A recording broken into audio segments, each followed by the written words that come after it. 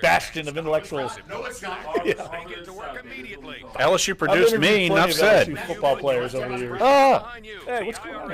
I'm just trying to get the logo. The brow. All right, where do I put the papers? Near our logo. You wanted to put the papers up here, Jeff. Where do I put them? So you can read it, obviously. Like, yeah, right there, right behind your laptop. But it needs to go. 800-798-2477. So they can 800-798-2477. Yeah, cover up my old logo. Yeah, that's perfect. For complete details, please visit OptimaTaxRelief.com. Okay, so 5 tacos of cheese and a large soda. All right. So I talked to Tom Amos again yesterday. 10,000 what? It's And he obvious told you're me- buzzed and driving. Now you're on had a YouTube. few. I'm fine. Yeah, the food's nuts, but getting pulled over for buzz driving could cost you around $10,000 in fines, legal fees, and increased insurance rates. Please drive around. He was telling me about Actually, just park and come Lone in. Sailor. Nothing kills a buzz like getting pulled over for buzz driving, because buzz driving is drunk Let me driving. get on YouTube. Brought to you by the National Say hi Highway to our Traffic folks. Safety Administration, the Ad Council. Louisiana is unique. The food, the festivals, even the bugs. Loyal. She's unbelievable. Yep, bugs in Louisiana are serious business. I want an experienced I know, she's professional awesome. to protect my She's home like and the family. main reason why I'm so like, I keep trust the YouTube shield from going. J&J Exterminating. Yeah. J&J One has watching protected right now. Louisiana I know homes who and it is. businesses for No, over it's you. 50 years. It's you. We earn the trust of our clients because we deliver Oh, you got to what put we it promise. in the post. And we stand behind our guarantee Put of the YouTube 100% post. satisfaction. Your home is Yeah. probably your largest investment.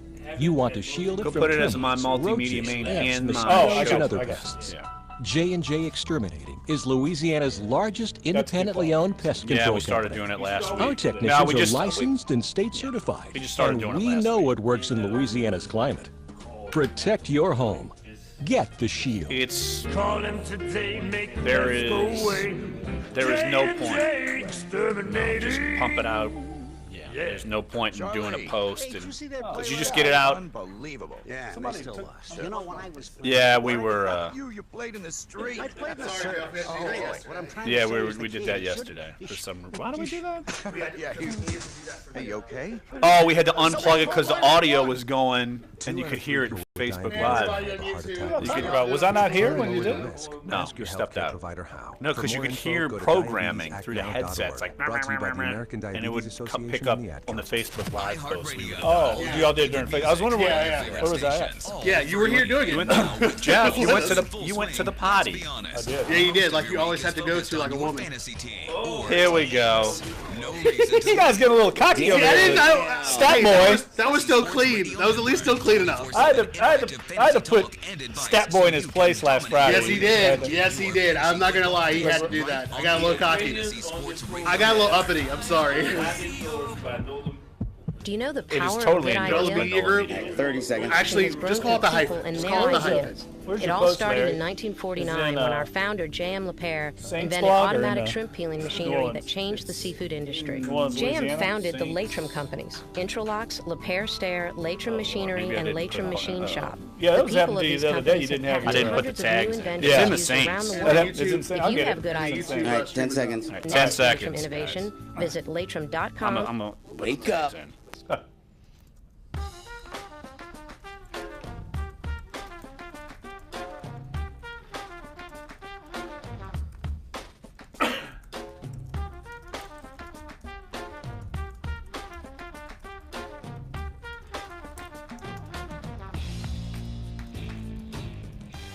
Dunc and Holder on a Wednesday, October 11th. Jeff, Adrian Peterson still gone. Not with the Saints anymore. He's still gone. He did not return triumphantly. They didn't decide. The Arizona Cardinals said, "Nah, we're good. We're gonna keep Chris Johnson." Nope. Adrian Peterson is still an Arizona Cardinal. The Saints still are without a Hall of Fame running back, and yet, as we talked about through about half the show yesterday, they're better off without him. It hasn't even been 24 hours. You think about it, this trade occurred in the middle of our program yesterday, and that's been the number one subject, not only locally, but one of the top sports subjects in all of the country. It was trending yesterday on Google Trends as Adrian Peterson was the number one trending topic in all of Google. So it shows you how big a story it is, even though he's a backup running back. It trumped Trump for once? Yes. For once. At least at the peak yesterday, about 1 o'clock, it was the number one trending topic on Google which just shows you the power of the star power that Adrian Peterson still has. He's a big name, even though his role has diminished, and he's going to be a trending topic, I'm sure, this week, not only in Arizona, but on this program, because we're going to talk to Kent Summers today about what Arizona saw in him and what role he might play in Arizona. Absolutely. Kent Summers, a longtime beat writer for the Arizona Republic, covers the Cardinals. He's going to join us in the next segment around 10:15. Josh Katzenstein, our own Saints beat writer for NOLA.com and the Times-Picayune, he will join us at 10:30 and give us his opinion on the move. And Sean Payton spoke with the media about several topics today because it's the first time the media's had a chance to really catch up with him in about a week and a half. And so plenty of topics, of course, injury-related. Zach Shreve, Alex Anzalone, Willie Snead was brought up. So we'll get Josh's all the latest news from him. And also a pretty cool second hour as well. Around 11:15, we will have Paul Manusky, who is a producer for NFL Films. And you're wondering, why are we having him on? Well, Sam Mills, A Football Life, is going to be debuting after the Thursday night game on NFL Network, which is the Carolina Panthers and Philadelphia Eagles, two division-leading teams. The Sam Mills, A Football Life documentary will be debuting right after that, and so we'll talk with Paul about that. And then we bumped James Cratch from New York Star-Ledger and NJ.com, covers the Giants. We punted him yesterday, and he was gracious enough because of the Adrian Peterson trade. We figured that would dominate the conversation. But he's going to join us in hour number 2 to talk Eli Manning, Odell Beckham Jr., of course, local ties. So we want to get all the ins and outs of what's going on up in New York with the Giants, with two of New Orleans' biggest football legends, honestly. And so we want to get involved in that. But also, when we got some open segments, 504-260-1280 is the number to get involved. Clyde is here on a Wednesday. Morning, everybody. And he is fired up for what did not happen last night. I'm not fired up at all. I don't know what that is. You're I'm not fired up as I'm fired up in a bad way. Angry. Twitter was angry last night because the U.S. men's soccer team apparently choked worse than the Falcons. Is that right? Yeah. It was almost like it was. Now, granted, it wasn't as bad as having a 25-3 lead, but it was about as close as you could get. There was a 97% probability going into last night that the United States men's national team was going to make the World Cup. They had to have of the probabilities that could have happened. The one thing that was least likely to happen happened. What is that? Just explain that to me.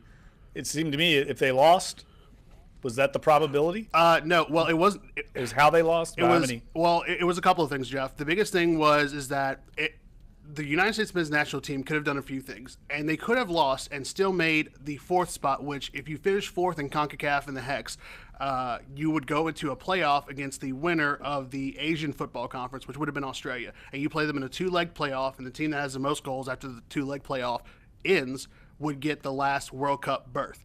Well, not only did the United States men's national team lose 2-1, but then the two teams below them both got the results that they needed to leapfrog the United States men's national team and take them from all the way 3rd to 5th. How would you compare the upset loss to Trinidad? Give us some relativity here. How would you compare that? How big of an upset was it? It was probably I wouldn't say it's improbable, but at the same time, you have to understand that Trinidad and Tobago had been already eliminated from reaching a World Cup berth after the 4th or 5th game week of qualifying. So they had no dog in the fight. All the men's national team had to do was easily get a draw, win the game outright like they did on this past weekend against Panama, just coming out and just railroading them to the tune of 3-0. Or they could have tied, or they could have just lost by 1. But really, come to find out, what they needed to do was at least get the draw. They got a draw, we wouldn't be talking about this today. And we wouldn't be talking about, like we will later on in the show, about what this may do to soccer in the United States, what this may do to viewership, and how it will stunt the growth. You guys know the last time the United States did not make the World Cup? 86. Yeah, right? I was 6 years old. Yeah. Were you even born yet? Yes, I was 2. There you go. 2. And you realize that I was born. Yeah, We know you were born. I was like 30. Yeah. You were in definitely at least your mid-30s by then. Yeah, I was. You're definitely a vampire. We know that you're like, in real life, like 172. All right, so just at the risk of belaboring soccer on our program for too long, but blow it up. I mean, I'm reading people saying this is the worst loss ever. They need to change the whole system.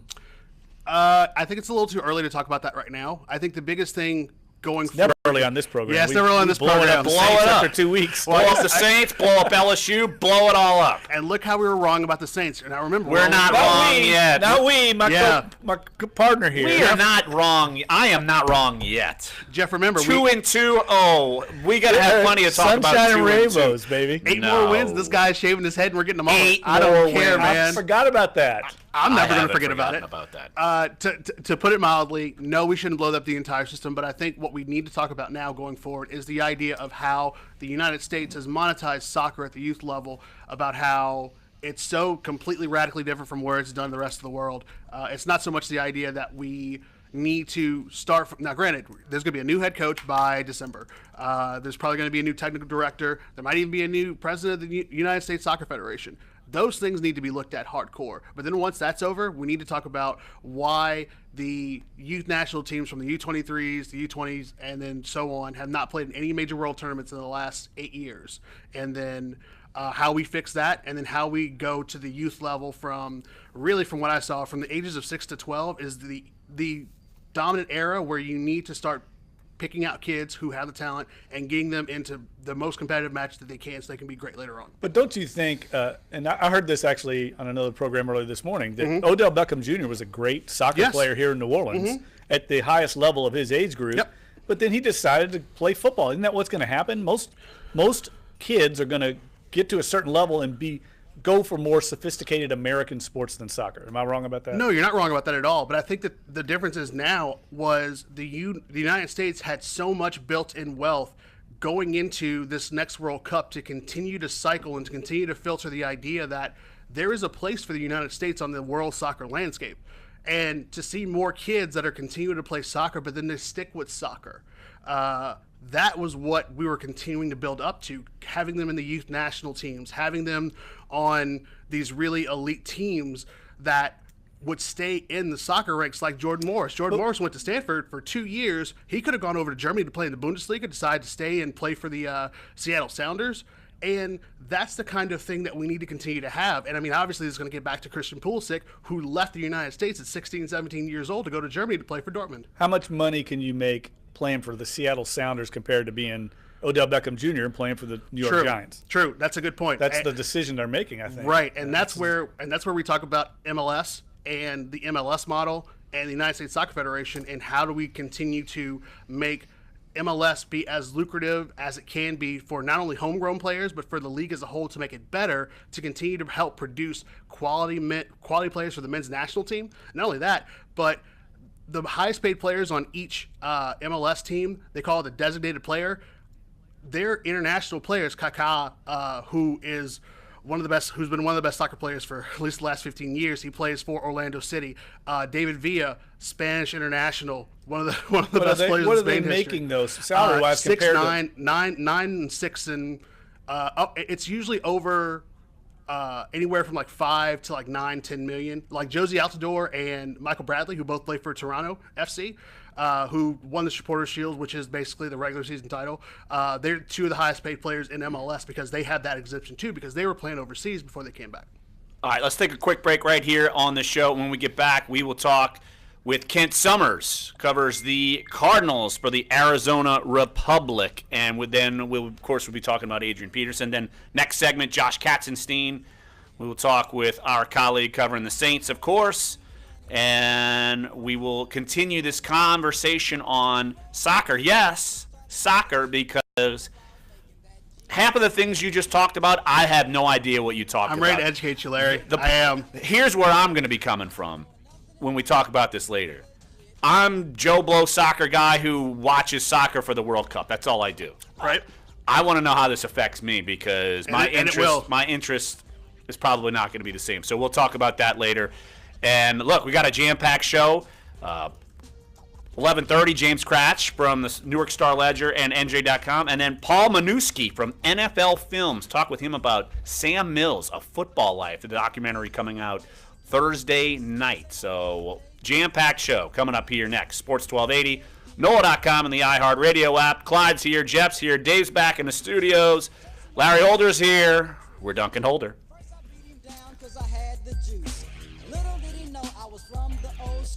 All right, so you are out. Defense is non-existent. I put it in. Okay. Yeah, I don't have to worry about that. starters, 3 new defensive I figured I had to go in coaches and put the same tags in, so yeah. Yeah, embarrassing I do that every once in a while. Sports It's weird. Like that's the one $9 thing. million Still man, Sean randomly, Payton's gonna have I'll be to like, figure it out. where's my You story? are- I can't find it anywhere. I want And to I'm talk just- to you about yeah. IRS. 'Cause there's a million If you hoops owe you gotta money jump to the Exactly. IRS, you're not alone. Millions of Americans owe money to the IRS. When the IRS comes to collect, they often add penalties and interest to your balance. They also have the authority to garnish your wages and or levy your bank accounts. It's best to have someone on your side to help battle the IRS. For years, Oxford Tax Partners has helped people just like you. If you owe more than $5,000 to the IRS or have multiple years of unfiled tax returns, call Oxford Tax Partners today at 1-866-700-818 for a free and confidential Kent Summers. consultation. I That's think- 1-866-700-1818. Son or Oxford Tax's something had fees some are connection to reasonable, New and they will Orleans. only I'm bring not you gonna on ask if on they there are 'cause I able to can't achieve remember. real Yeah. savings Maybe from like- IRS. Hey, your son have any connections? Yeah, No. I just remember him. Yeah, I know. We got I'll be Kent, just like the Bubba got about Smith a minute and a half. Cool. Thanks, Dave. For your free and consultation. Learn how Oxford Tax can help. So you said he's with the Arizona Republic. I'm when I was double checking his name, it keeps popping up as azcentral.com. That's like the Times-Picayune is NOLA.com, but that's Oh, okay. yeah, that's their Newspaper. What's the website. Republic? That's the Republic. That's the Okay. newspaper. Yeah, yeah. That's the Times-Picayune of Phoenix. And A Central is Gotcha. NOLA.com of Phoenix. Right, right. Did you know that the Times-Picayune was on Jeopardy yesterday? The No. Was it? clue was the clue was Lagniappe is a section in this New Orleans newspaper. That's awesome. Yeah. Participating stores for a limited time during Dave, you got to drop that in. Did you get that right, Dave? Of course I got it wrong. It's Jeopardy. I'm a dumbass. Of course, I got it wrong. Even if your credit is not that great. If you've been in business for over 1 year, have at least $12,000 in sales every month, NextWave will purchase your future earnings and give you the money you need. It's as simple as that. This is by far the easiest and best funding for existing businesses. Call 800. So yeah, 30 seconds. Arizona cut Chris Johnson. Yeah, I figured that. Yeah, Hey guys, it's Ryan Seacrest I tell here. you, they must know something we Macy's don't. wants to send you No, and three they friends just to one of have the no biggest one. concerts of the They year. really have Chris no Johnson's done. iHeartRadio Jingle Ball in New York City on December 8th. Arizona And Adrian really, Peterson One isn't. hot lineup. Arizona really has no- Not quite as Smith, done. the Chainsmokers, That's fair. Halsey, Camila Cabello, Fall Out Holy Boy, cow, Niall, that- Demi, and more. That kid who Brought died to at you by the LSU, Magic of his Macy's. blood Enter for alcohol your chance to content win right was now. 0.495. iHeartRadio.com/Macy's. Yeah, it's not No good. purchase I've never even necessary. heard of that Official high. rules, Seems full out of contest control. Details, visit iHeartRadio.com/Macy's. This is Dunc and Holder on Sports 1280, New Orleans. A little Wobble Wobble Wednesday here on Dunc and Holder, and I'm sure Kent Summers is all about Wobble Wobble Wednesday here in New Orleans. Kent of the Arizona Republic covers the Arizona Cardinals. Kent, I know how much you enjoy New Orleans, but you've got to understand that when it's Wobble Wobble Wednesday, it is New Orleans bounce music all day, all night here on the show. And, of course, you know Jeff Duncan. He's big into Wobble Wobble, and you know it. Oh, big time. I've always looked at Jeff and think he's a poster boy for Wobble Wobble. Yeah, I've wobbled in New Orleans before, but I probably not in the way you're talking about. Not to the music. Yes, Wobble Wobble, exactly. Well, Kent, I'm sure you figured that Arizona was in the market for a running back after David Johnson went down. You probably assumed a trade would happen. But what's your reaction that the running back that they went out to go acquire was Adrian Peterson? I was surprised. I actually, if you would have told me they were going to go out and acquire a running back other than Chris Johnson after David Johnson went down, I would have been surprised then too, because all they had done all summer was rave about some of the young guys they had at that position. So the news yesterday took me aback a little bit. I was not expecting it. I guess maybe I should have knowing Cardinals general manager Steve Keim, and he sort of has a penchant for making these deals and hoping, these guys over 30 have a little bit of something left that can help. What role is he going to be? The lead back there, Kent, or are they going to do a back committee? What do you envision? How do you envision this playing out? No, I think he's going to be the lead back. They don't have much of a committee anymore. They released Chris Johnson yesterday.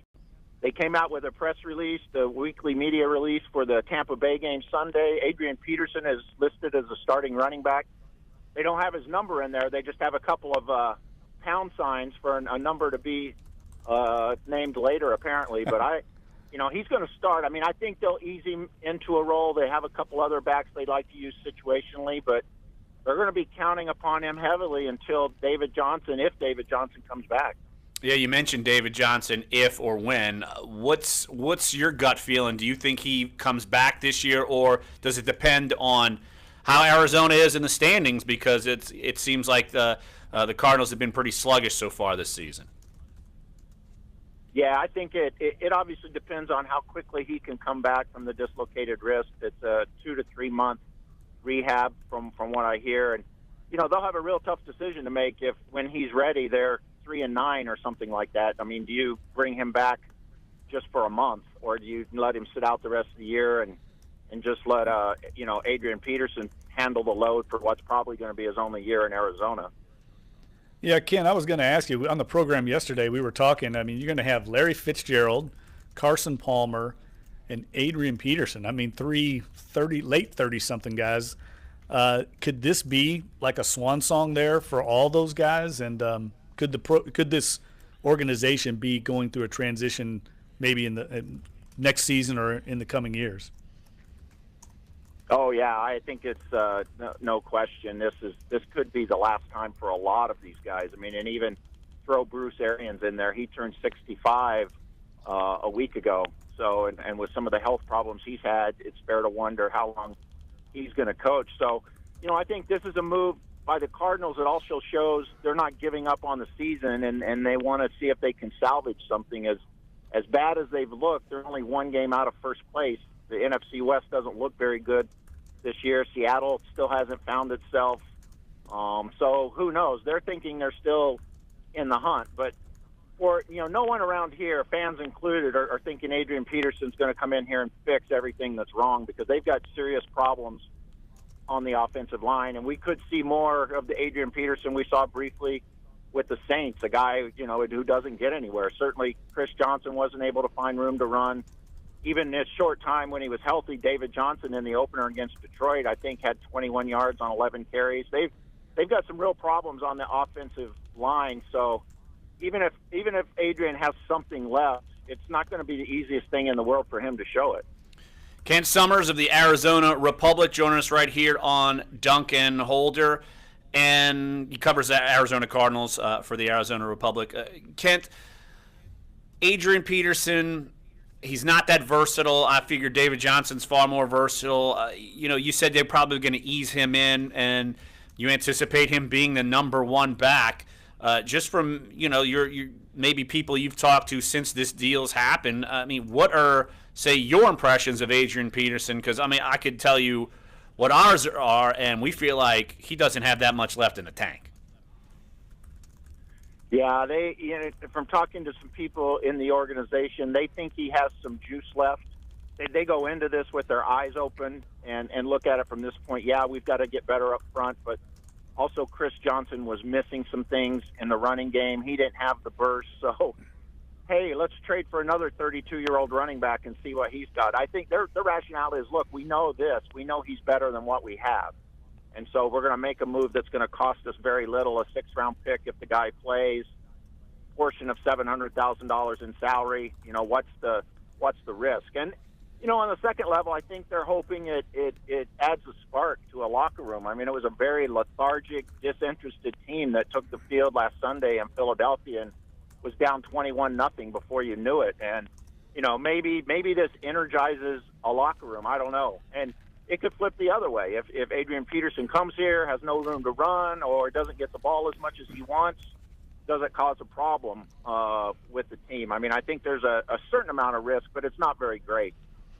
Ken, how has Tyrann Mathieu played this year? Obviously coming off season-ending injury a year ago, had great promise, was looking like a Pro Bowl player, and then had that injury. And, of course, I saw he had a nice game against the 49ers a few weeks ago with a lot of tackles, tackle for loss, maybe a sack.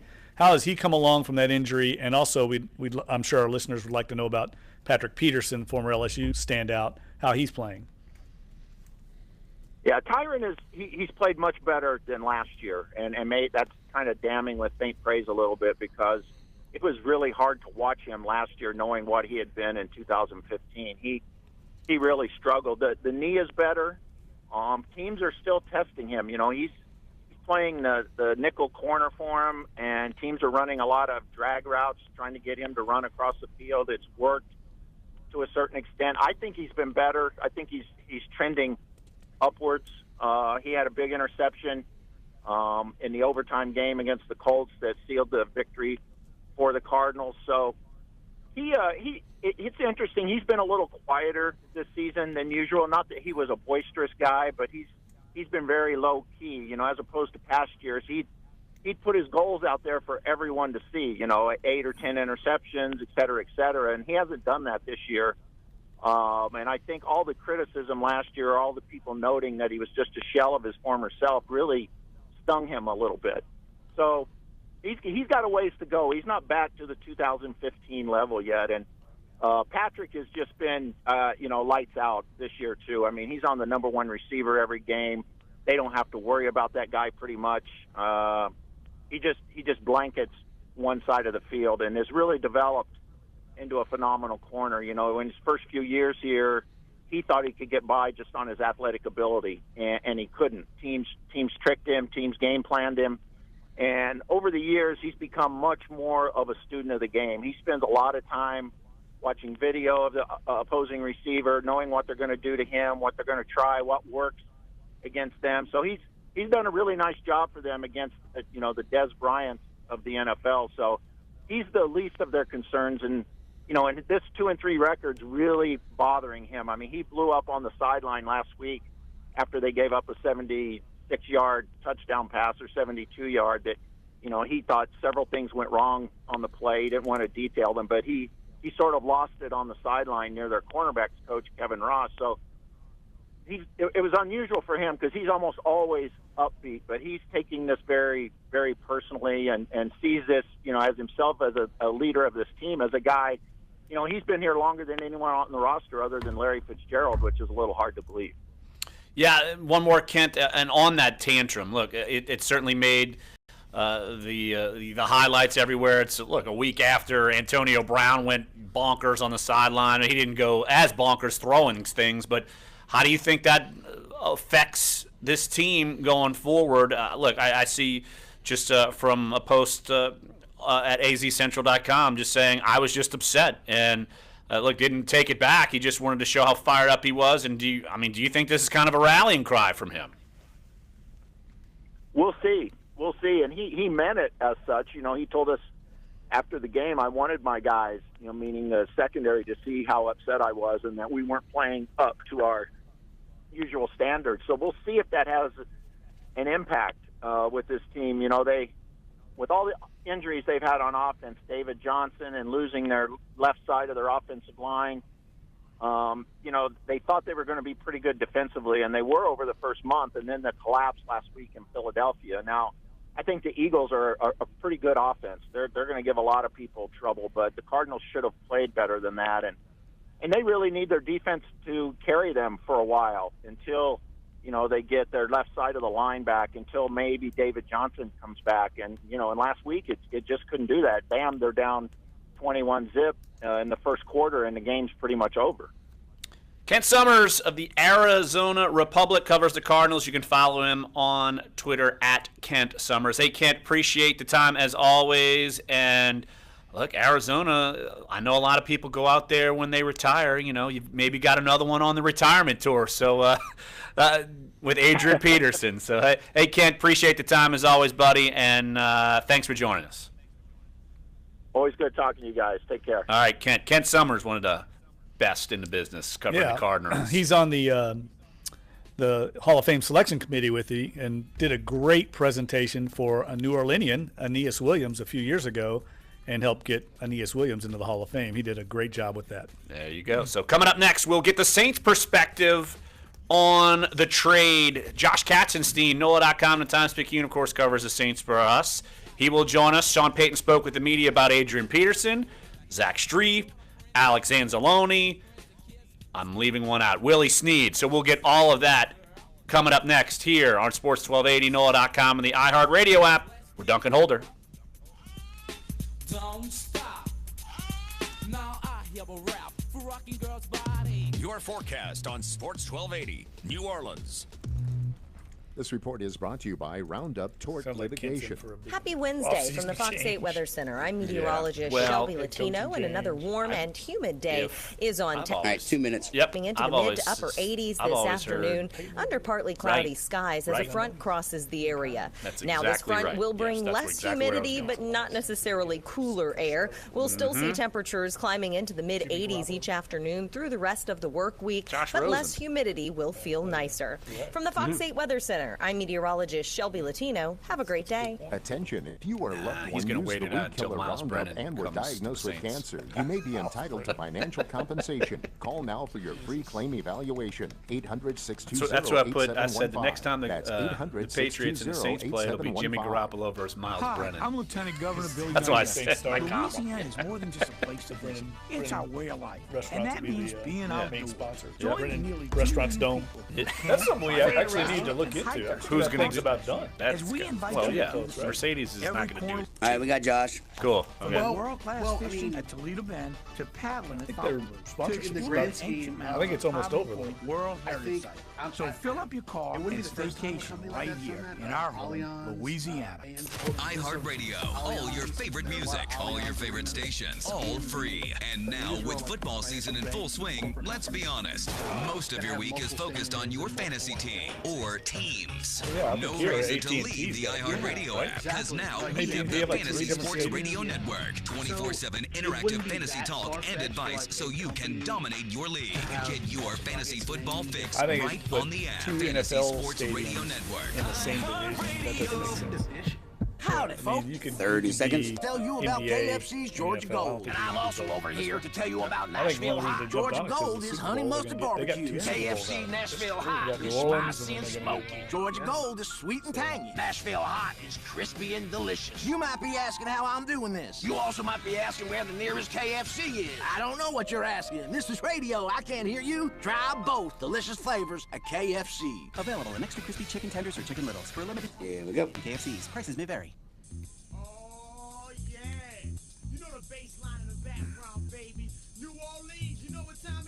The uncensored talk about your teams. Sports 1280, New Orleans. Duncan Holder back at you. Just had Kent Summers of the Arizona Republic, covers the Cardinals. He will now be covering Adrian Peterson. Our own Josh Katzenstein will not be covering Adrian Peterson anymore, as he's been traded to the Arizona Cardinals for a conditional 6th-round pick. And Josh, appreciate you jumping on the show. And, of course, Sean Payton spoke to the media about Adrian Peterson this morning. First off, your thoughts on the trade in and of itself, and then your thoughts on what Sean Payton had to say about making the deal. Well, frankly, I'm a little surprised that they were able to move him. I mean, obviously it made sense, for both sides, because the Cardinals have had an abysmal run game this year. They rank last in rushing yards, last in yards per carry. Chris Johnson, I think, was averaging like 2.5 yards per carry, and obviously they just hadn't been able to find anyone to fill in since David Johnson suffered a wrist injury in week 1. But still, I mean, Peterson hadn't shown much, during his limited opportunities with the Saints. So I think you have to, for now, call it a win for the Saints. Obviously, if they have any injuries at running back and, the guys, either Mark Ingram or Alvin Kamara, you just have to hope that they stay healthy. And, if Trey Edmonds or Daniel Lasco on the practice squad can't help, then you start to wonder, why the Saints were so quick to cut bait. But, I mean, I think, it just made a lot of sense for the Saints, because Peterson was never going to have the role that he really wanted. And, the Saints just had a chance to get a draft pick. We don't know what the conditions are, but I would have to think that they can't be too extreme for just a 6th-round pick. And then Sean Payton, he was approaching it very diplomatically when we were talking about the trade with him this morning. He was saying, it's a win-win, which is definitely the case because, if he is good, he won't cost the Cardinals very much money. And, they definitely need a boost to their offense because Carson Palmer struggled as well. But, after saying, how good Ingram and Kamara have been and, how much, he enjoyed his relationship with Peterson and meeting with him, every week, talking about the scheme, talking about his role, all these things, he did say that, it's kind of a common sense move. And I think most people would agree. The Cardinals needed running back. The Saints had too many running backs. And, that's pretty much all it takes sometimes in the NFL to get a deal done. Josh, so say the worst happens and Mark Ingram goes down, and let's face it, that's a position that injuries happen a lot. It's a collision position. What do you think they do? How do you think the rotation would play out with Ingram out of the picture? I think Kamara would just be the go-to guy. I mean, so far, Kamara obviously had a huge game against the Dolphins, but outside of his 10 catches, he still wasn't really featured in the run game, and I think the Saints are pretty confident that he could be a, every down back, or at least as close to an every down back as you can have in the Saints offense. So I think if Ingram goes down, Kamara would get the bulk of the work, but, they would still give the ball to, I think, Trey Edmonds. I think that's a position where you'd see Daniel Lasco probably get promoted from the practice squad. We haven't seen them promote Lasco to replace Peterson. There's actually a report that they're signing a linebacker, Gerald Hodges, which, they need help at linebacker after losing Alex Anzalone. But, I don't think it would be the worst position in the world, and I think they would just rely on the guys they have because ultimately you look at what the Cardinals did. They traded for Adrian Peterson because they didn't like any of the free agents out there. So I can't imagine that, the Saints would all of a sudden start relying on someone that isn't, with the team if the worst-case scenario were to happen. Josh Katzenstein, NOLA.com, Times-Picayune, Saints reporter, joining us right here on Dunc and Holder. Josh, how much do you think this unhandcuffed Sean Payton in his ability to run this offense? I don't think it did. I don't think it handcuffed him at all. I know that's a common thing for people to say and that Adrian Peterson wasn't a fit, but that's just not true. The Saints do run, a power run game for a lot of their plays, and that was what Peterson was comfortable with. I think certainly, not having a fullback for 2 games is something that probably limited, how creative they could be with Peterson because I think he's at his best running out of the I formation.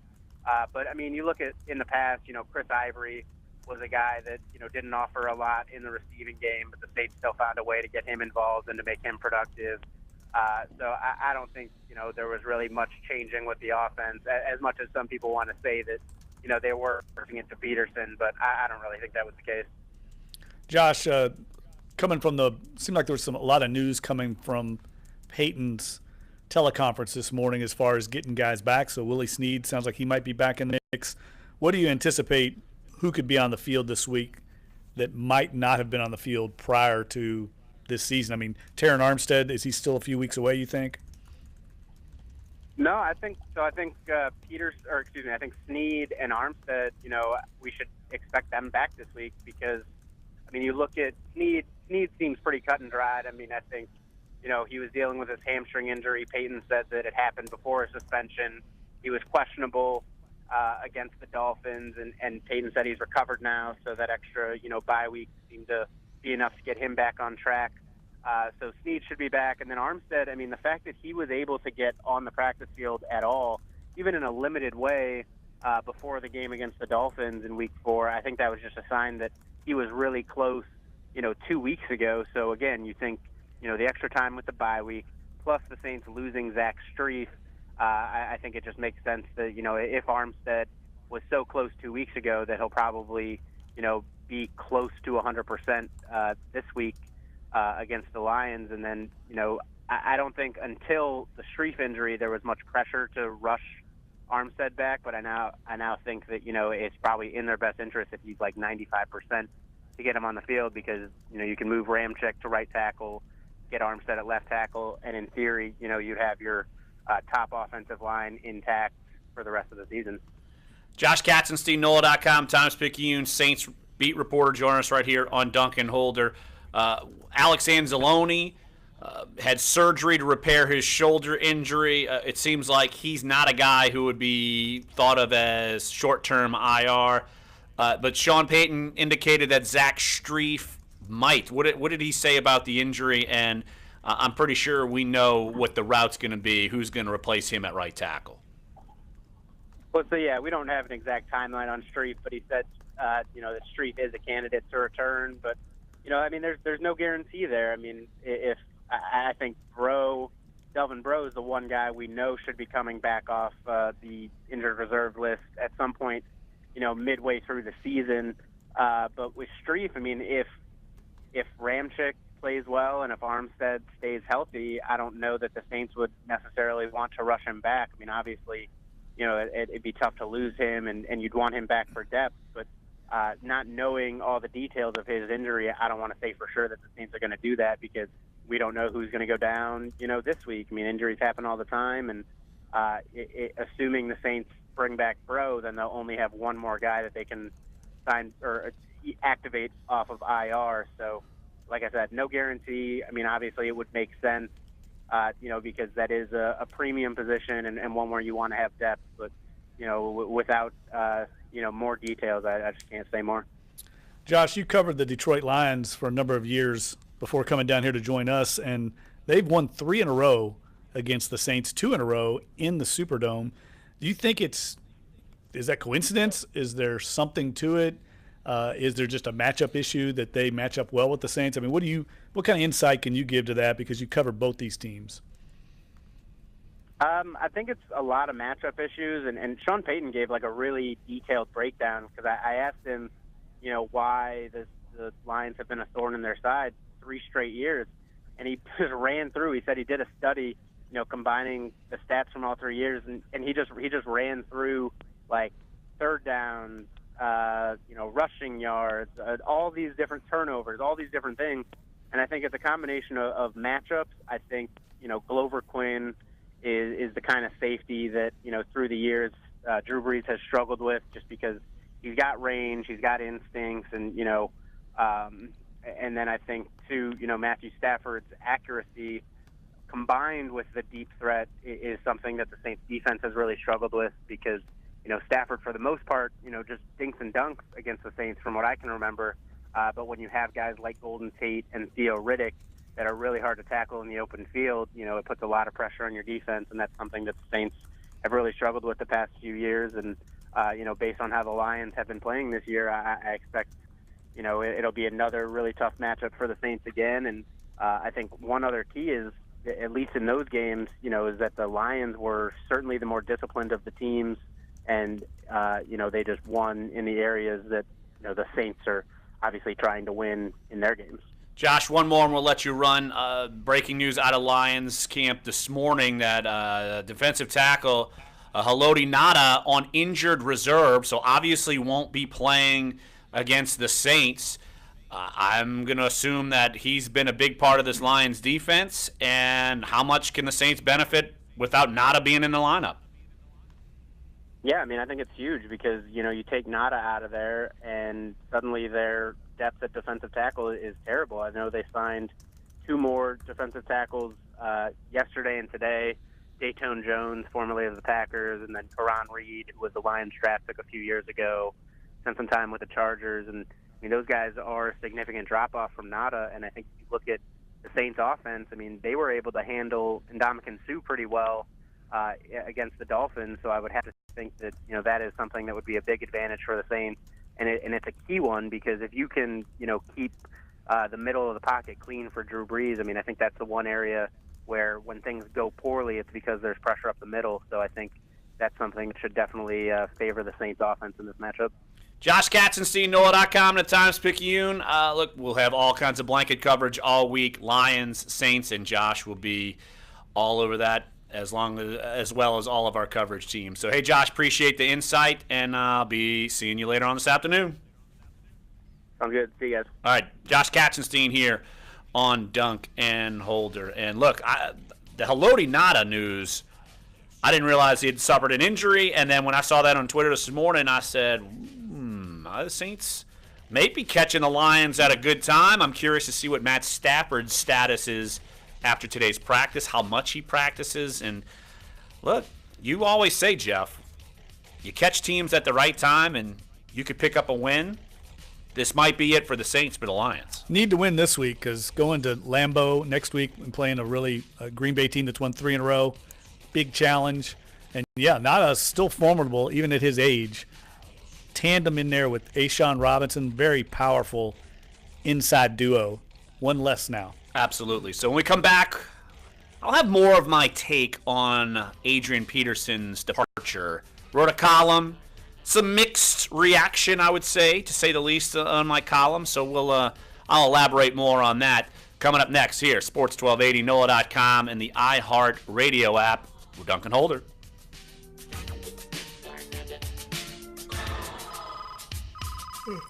Enjoy wines from around the world, great food, and the music of Tanya Boyd Cannon and box office giants. That's the second annual Wine on the River, November 11th at Audubon Aquarium Plaza. Get your ticket at wine. All right, 2 minutes.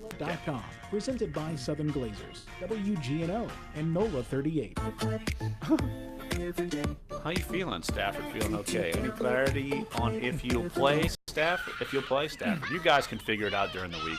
At this point, I kind of want to Sounds smash confident. the TV. But I mean, he's instead, gonna I play. went to He's iPlay.com not and healthy. downloaded No, he's the app not. and play new and classic games on my computer for free. Might not be the No rest of the year, sign up man. and That's no one of those credit things. card Yeah. required. Yeah, Nothing yeah. like a good mystery to take me away, but I don't have time for a movie or a novel. So instead, I'm into the latest iPlay games in the Mystery Case Files Adventure series. And when I need a classic, Agatha Christie murder mystery games hit the spot. I get my mystery fix and come away thinking more clearly. No Wi-Fi? No problem. With the free iPlay app, I can play my games offline and tune out.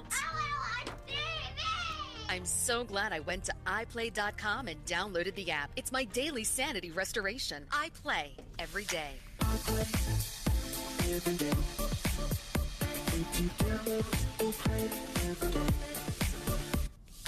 Hi, this is Jennifer Coolidge. The American Heart Association says the disco song Stayin' Alive is the near-perfect beat for hands-only CPR. If you see a teen or adult collapse from cardiac arrest, you only need 2 steps to help save a life. Call 911 and push hard and fast. 30 seconds. Stayin' Alive. Disco is back and it's saving lives. To learn more, go to heart.org/hands-only-CPR. Nationally supported by the WellPoint Foundation. Attention, if you or a loved one used the weed killer Roundup and were diagnosed with cancer, you may be entitled to financial compensation. Call now for your free claim evaluation. 800-620-8715. That's 800-620-8715.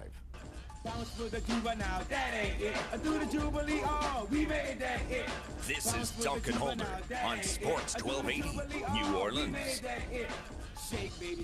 Duncan Holder back at you. Just had Kent Summers on around 10:15. Had Josh Atkinson just last segment talking to Adrian Peterson, talking what's going on with the Cardinals with Tyrann Mathieu and Patrick Peterson, talking about what's going on with the Saints leading up to the Lions game. You missed any of it, we'll have a podcast at sports1280.com, NOLA.com, iTunes, SoundCloud, and YouTube. You can catch all right after the show. And Jeff, I knew I would get some reaction from my column as Clyde giggles with laughter over here. The headline was pretty strong that the New Orleans Saints should have never signed Adrian Peterson, and now he's gone. And look, we talked about it yesterday, and you and me, I would say locally, I would venture to say nationally, we're two of the most skeptical people on this signing as soon as they made this thing happen.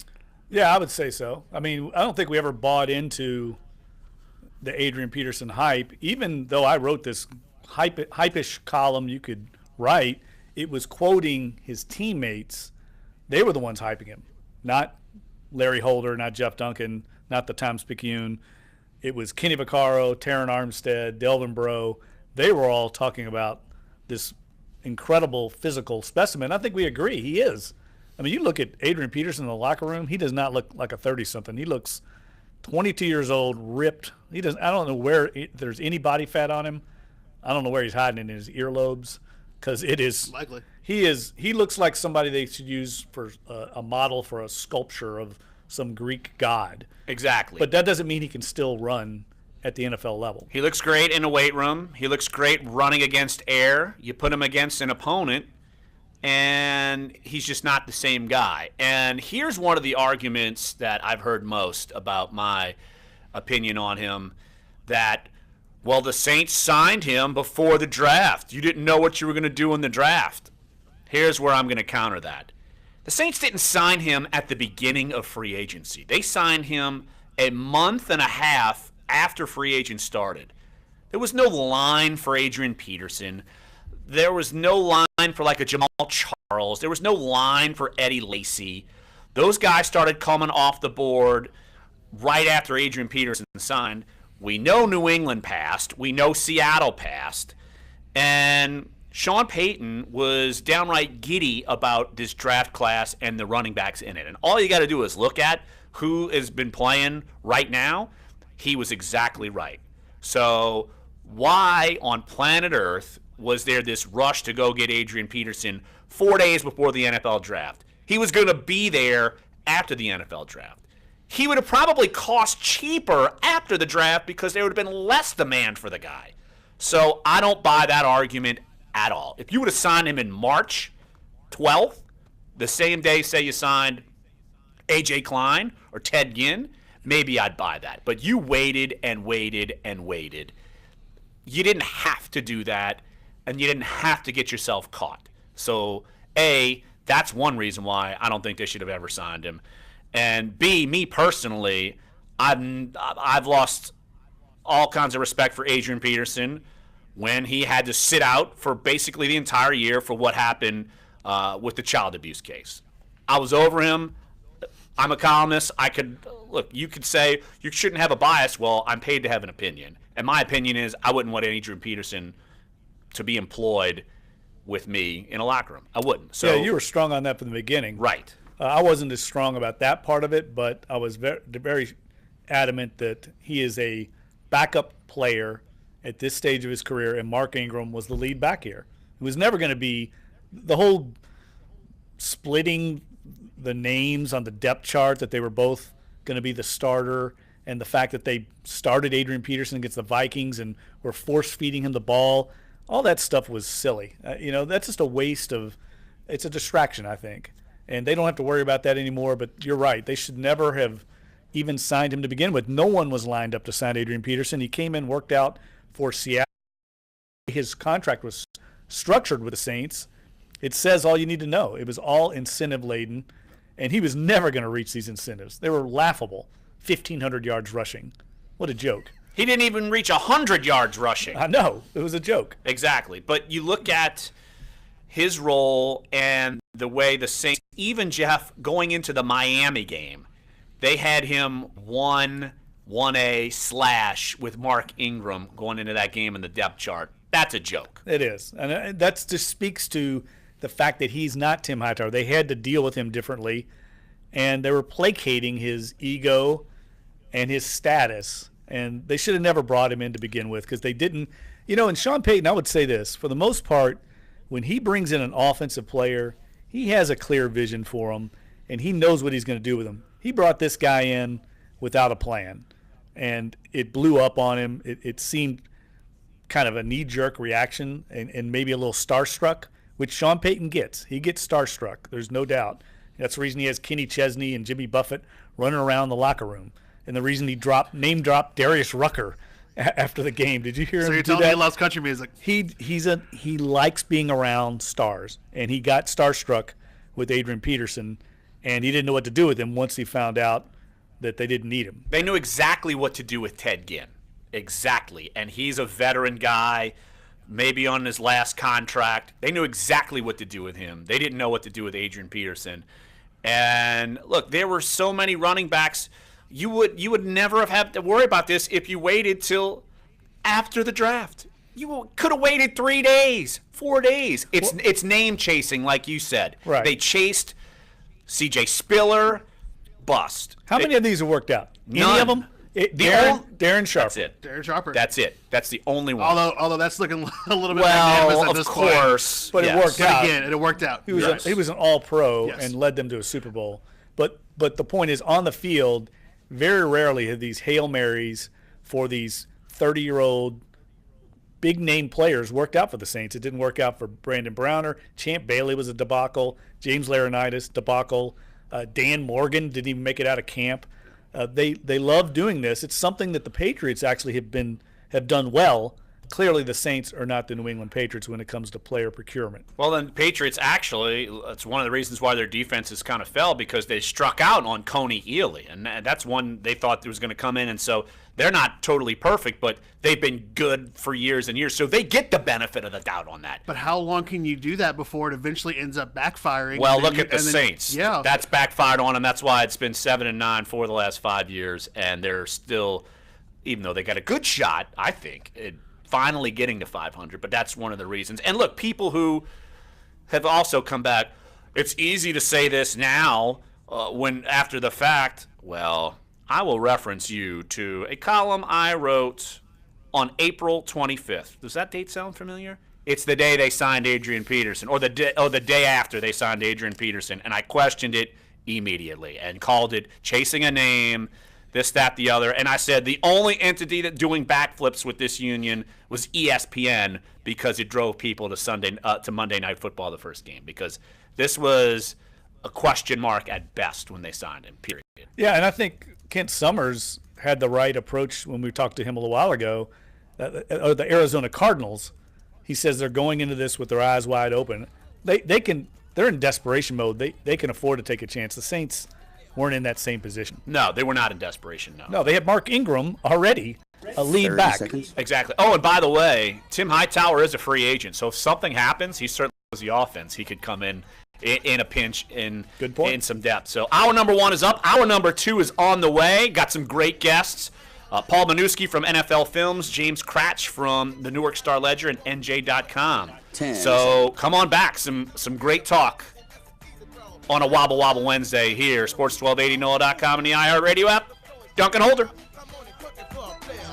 Hi, I want to talk to you about IRS tax. Very smooth. That was tight. That was really tight. Very smooth. That was like a landing. That was tight like a tiger. It looked hairy, but smooth. Touchdown perfectly. 10 seconds. I've been in a lot in 10 seconds. You're like, For years, Oxford Tax Partners has helped people just That's because I hadn't had my monster in a few days. Yeah, clearly we now know what your son is. Carly, what's her last name? Koloff? Carly, what? Koloff, yeah. So that you broke coffee etiquette by taking the last bit of the coffee. I did it right in her face. did it right in her face. Word in the newsroom is you broke coffee etiquette. I did it with no regard. I did it right. I did it right in her face. Look at this. And I said, I've got to go. I'm on a commercial break. I got to go. Hey, sorry. And I ran. Somebody's going to spit in your coffee next time. I'll go Mr. Hold back to my. They're gonna see you walk to the. They're gonna see you walk into the room and be like, no, you get out. It was still hot. HD2 New Orleans. Yeah, but it was probably decaf. No. Oh, it was the good stuff or was the hard stuff? Yeah, they always have who are these Fox Sports elves that fill up the coffee all the time? Look, man, it's always filled. I've seen it. I've seen people do nothing, but they'll come in and they'll see, and then just automatically just after really? 4 Eastern this afternoon. Make a whole new pot, dude. Manager That Dusty pot is Baker never had not said full. earlier that Tanner Rourke would remain the Game 4 starting pitcher because Steven Strasburg was sick. But now, John Morosi tweeting that Strasburg is now likely to start for Washington. Jake Arrieta on the hill for Chicago tonight. And some breaking news this morning. The Red Sox announced that manager John Farrell is out as skipper. He won't be back next season. Boston won the AL East but lost their American League Division Series to the Astros 3-1. Also news from the NFL. Browns coach Hugh Jackson announced that Kevin Hogan will start at quarterback Sunday against the Texans in Houston rather than Deshaun Kaiser. I'm Deb Carson. All right, 4 minutes. Okay. Welcome got to the Zip Poll producer guy USA, right off the the bat? polling No, app that lets you tell the nation 11:50. what you think. Download the Zip app today. It's Wednesday, October 11th.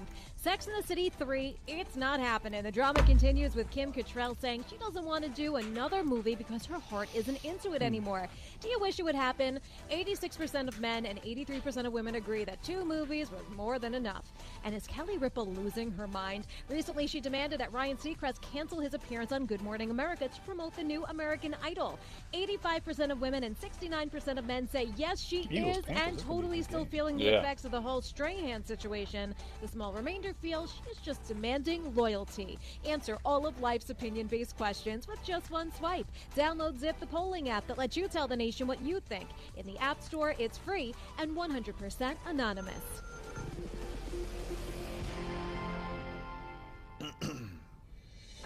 Have you ever heard those commercials offering an easy way out of debt? It could be for a debt settlement company. Are they asking for huge upfront fees before any money goes to reducing your debt? Are they telling you to stop paying your credit card bills and collecting money instead? Fortunately, there is a difference. Call the National Foundation for Credit Counseling today at 800-388-2227 or visit debtadvice.org. That's debtadvice.org.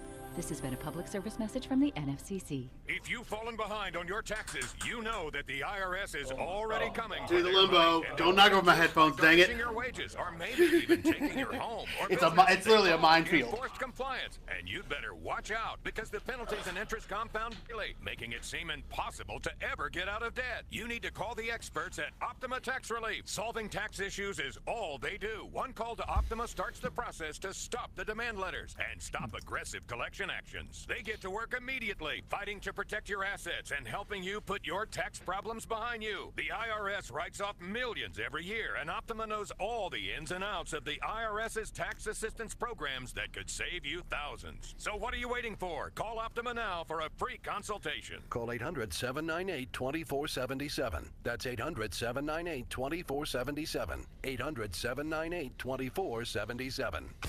All right, 1 minute. Some restrictions apply. For complete details, please visit OptimaTaxRelief.com. iHeartRadio. All your favorite music. All your favorite stations. All free. And now, with football season in full swing, let's be honest. Most of your week is focused on your fantasy team or teams. No reason to leave the iHeartRadio app, because now we have the Fantasy Sports Radio Network. 24/7 interactive fantasy talk and advice so you can dominate your league. Get your fantasy football fix right on the app. Fantasy Sports Radio Network. iHeartRadio.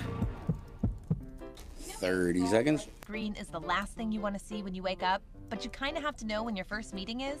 Just say, "Hey Google, good morning." And Google Home will go, "Good morning, Kara. Your first meeting is at 10 a.m. It'll read you the news, look up traffic, and tell you, "It's 63 and sunny. Don't forget to wear some sunscreen." It's a little help at home, like only Google can. Google Home Mini, powered by the Google Assistant. Available at the Google Store. All right, here we go. $49.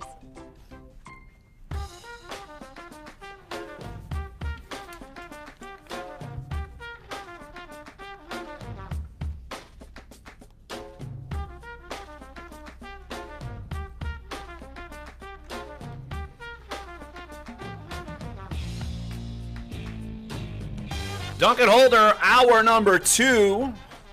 Larry Holder, Jeff Duncan, Clyde Verdun is in studio on a Wednesday. There's not even Wednesday. There's not even like a pick segment on Wednesday. What are you doing? I'm kind of enjoying it because I mean we on Thursday and Friday when we're doing our picks and talking about the games coming up, we just get so bogged down. I'm enjoying number 1 Wobble Wobble Wednesday. This is fantastic, and I'm enjoying a little bit more of an open pace show without any of the traps of having to pick games at the same time. Why is it a trap? I thought you were like picks expert. I have You're probably already studying your picks right now. I am now because I haven't had a good couple of weeks, guys. Oh. I just have not. Yeah, I actually had a good week last week. In my picks. Yeah, I'm kind of. I didn't lose any games last week. Well, I mean, you got filled in by you did, Herbie. You didn't. Herbie made my picks? Yes. Oh, what? No, you should be thankful. I think Herbie brought some great points. I think Herbie did a great job. I think you should be my thankful. college games? Amos? Yes. Yeah, Amos did. He did. You're right. That's correct. How did he do? Again, well, we haven't added it up. Yeah, we haven't added it up yet. Oh, boy. And I don't want to do it until tomorrow, so let's not talk about it anymore. There you go. Oh, look. Oh, Clyde's time to shine is the shine is kind of glimmered away. I think we all got. I will rebuff it. We all got Tulane correct, Yes, I believe. we did. And I think we I know I got LSU right. Yeah, you did. Did you pick LSU? No, I picked Florida because I said I'm never picking LSU ever again. He went against his alma I'm not mater. doing it again. I'm just not. I go against my alma mater all the time. Yeah, I did. I went against my alma mater against NC State and was correct. Correct. And again, so yeah, two teams with L's that I'm never picking again. LSU and Louisville. Never again. Just to set up our number 2 here, we will have Paul Manuski in about 10 minutes. He's a producer for NFL Films. Sam Mills, A Football Life, the documentary series, which is always tremendous on the NFL Network. A documentary on Sam Mills will be airing tomorrow night after the Carolina Panthers take on the Philadelphia Eagles. It will debut Thursday after that, and then will air Friday as well. So we'll talk with Paul about Sam Mills and the documentary and all kinds of good stuff. Jeff and I had a chance to get a sneak preview of it, and it's tear-jerking at times just because of how tragically young Sam Mills died after just basically this big bundle of life that everyone loved on and off the field. He was one of the best guys you could ever have covered, it seems like. Well, you know what struck me about the documentary, and it's always good to get refreshers on players that played earlier in their career. He made the All-Pro at age 38 at linebacker. I mean, that's amazing. Drew Brees is 38, and everybody's talking about when's his career going to end, but he's playing quarterback. This was a guy playing linebacker, made All-Pro at age 38, and then excelled, as a coach as well, and had an impact on 2 different franchises. Actually, you could say 3 if you include the USFL, the Philadelphia Stars. So, a rare, not only rare player, but a rare man, and you can sense that impact off the field as well as on it. I'll tell you what, Jim Mora loves Sam Mills. Yeah. I got that's the impression. I always knew that, but that comes off clearly in this documentary. So we'll talk with Paul about that. And then around 11:30, we will talk with James Cratch, covers the Giants for the Newark Star Ledger and NJ.com, one of our sister advanced publications. He'll join us to talk Odell Beckham, Eli Manning. Look, I'm seeing on NFL Network that Deion Sanders is arguing trade Eli Manning to the Jacksonville Jaguars. Really? Yes. For 2 donkeys and a bale of hay. For anything. What? Wouldn't that be fun? Eli Manning and Leonard Fournette. Exactly. That would be more New Orleans connections. Yeah, Jacksonville. Look, I was putting together my picks, NFL picks like I do each week. They lead the league in sacks. They lead the league in takeaways, and they lead the league in point differential right now. I mean, they're for real. This is not a fluke, I don't think. Their defense is the real deal. They've got all kinds of high draft picks on that side of the ball, and they're playing smart on offense because they realize they're not great at quarterback, but they've got this great running back, and they're just kind of playing old school football, and it's working. Which, I mean, again, goes back to the idea of, everything that you hear going into the NFL draft is, especially on the college ranks, is, you're never going to pick a running back that high anymore. Running back is devalued. It's not as big of a position because you can do all these things with it. Clearly not. I did not expect Leonard Fournette to be playing as well as he is playing currently, to get 181 yards rushing, pretty much break their hearts at the end with a long run, welcoming big hits, and scoring for 2 touchdowns. It's amazing. And just as you said, Jeff, clearly this team is legit, and there might be another team in the AFC we need to talk about. Well, it didn't surprise us. Larry and I saw Doug Marrone at the Manning Passing Academy this summer in July. Down at Nichols. And Doug Marrone basically said, I'm going to run that kid into the ground. Because no other terms. That's what he was saying. Exactly. Well, a friend of mine, Kevin Clark, who writes for the NFL for The Ringer, had an interesting piece up that it's amazing that the Jacksonville Jaguars are doing what they're doing without asking Blake Bortles to do much of anything. Some point that's going to catch up with you. I'm not going to go saying Jacksonville's for real. Now, they might be for real next year when Bortles is gone and they got a guy they can maybe throw the football. Look, they beat Pittsburgh at Pittsburgh. That's hard to do. Stomped them. Well, Ben Roethlisberger, his career, he even said, maybe I can't hack it anymore. He said that after the game. But they beat Houston at Houston. I mean, they've won some legitimate games. Yeah. Now, they lost to the Jets, but I mean, it's the NFL, man. The Jets are 3-2, though. It's amazing. Every weekend is a new season in this league right now. I think this week, I think Jacksonville's playing the Rams, if I'm not correct. Two kind of upstart franchises going against each other. Who's going to come out of that, emerge from that, will be the surprise team of the league. They'll be three. They're both 3-2 entering that game. So, and then the Rams lost to who they lose to? Seattle in a typical like 16-10 game, something like that. I forget what the exact score was, but yeah, look, I think if I'm Jacksonville, I let Blake Bortles go. They probably got all kinds of cap room. Go buy Kirk Cousins, and then you'll be good. Right. That's what they should do. Well, then they'd be maybe an elite team. Right. I think they're good right now. But you're right. They're limited. You can only go so far in this league in today's game without an elite quarterback. I mean, it's proven every year. You've got to have an Aaron Rodgers, a Drew Brees, and that's why the Saints should never take for granted Drew Brees. It's fair. Ever. Never, ever. No chance. And look, that's one of the reasons why, look, you're going into Sunday's game in the Dome. Obviously, a critical matchup for the Saints. They're 2-2 going up against the Lions. And look, they entered the game as a favorite. And we were kind of, after the first 2 weeks, we assumed they wouldn't be a favorite in that game. But Saints have played better. Detroit has dipped. Injuries are taking a toll on them. Like I mentioned, all-pro defensive tackle Haloti Ngata out for the year. Well, at least out for this game. He's put on injured reserve. Short-term, long-term, doesn't matter. He's out for the Saints game. So that's going to be a big plus for the Saints. And then you look at Matt Stafford, and he is walking around being very coy about his injury status. Injured, apparently, according to ESPN, his hamstring, his ankle.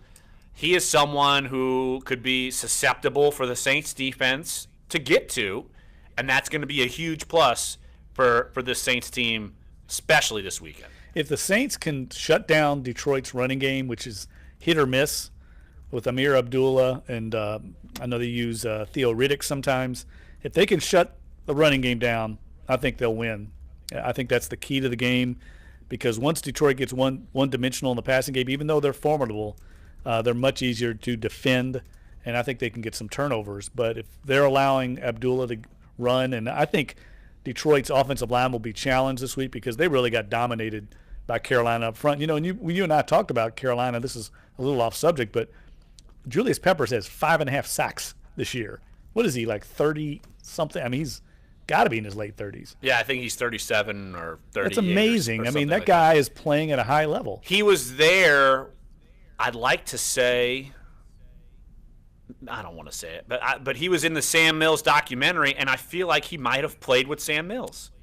He might have if he's 37. Yes. I mean, Jake Delhomme certainly played with Sam Mills. Right. We know that. But, he's playing at an amazing level. Carolina, when they signed him, I just thought, they're bringing back the old Panther for a swan song. But he's been very effective in giving them some pass rush because, frankly, they didn't have a whole lot of it last year. People were double-teaming Charles Johnson, and they didn't have another answer. Now, if you double-team Charles Johnson, you got to deal with this 6'7", 290-pound freak, which is what Julius Peppers is. If we all remember, he played basketball at Carolina and was a great basketball player at North Carolina. He wasn't just Jimmy Graham. I mean, he was better than Jimmy Graham. Yeah, let's take a quick break right here on the show. And when we get back, we will have NFL Films producer Paul Manuski. Again, he was part of the crew to put together Sam Mills, A Football Life. That's going to be coming out on Thursday. And, of course, Julius Peppers didn't play with Sam Mills. Sam Mills was a coach there while Julius Peppers Same was there. thing. We're going with that. Close enough. Bubba Smith played at Michigan State. Exactly. All good here. I'm bringing that back. We'll talk with Paul Manuski coming up next here. Sports 1280, NOLA.com, and the iHeartRadio app with Dunc and Holder.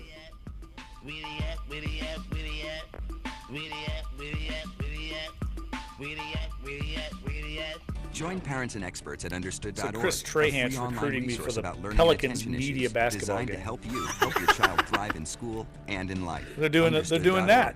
Because understanding is just everything. Brought to you by it's not just the football game. Nice. 10-16. What is that? Next week? That's Monday. Ready for local football fans? 4 till 6. I don't know which I'll blow my knee out. worse. Sports 1280. I do not want to go through a rehab.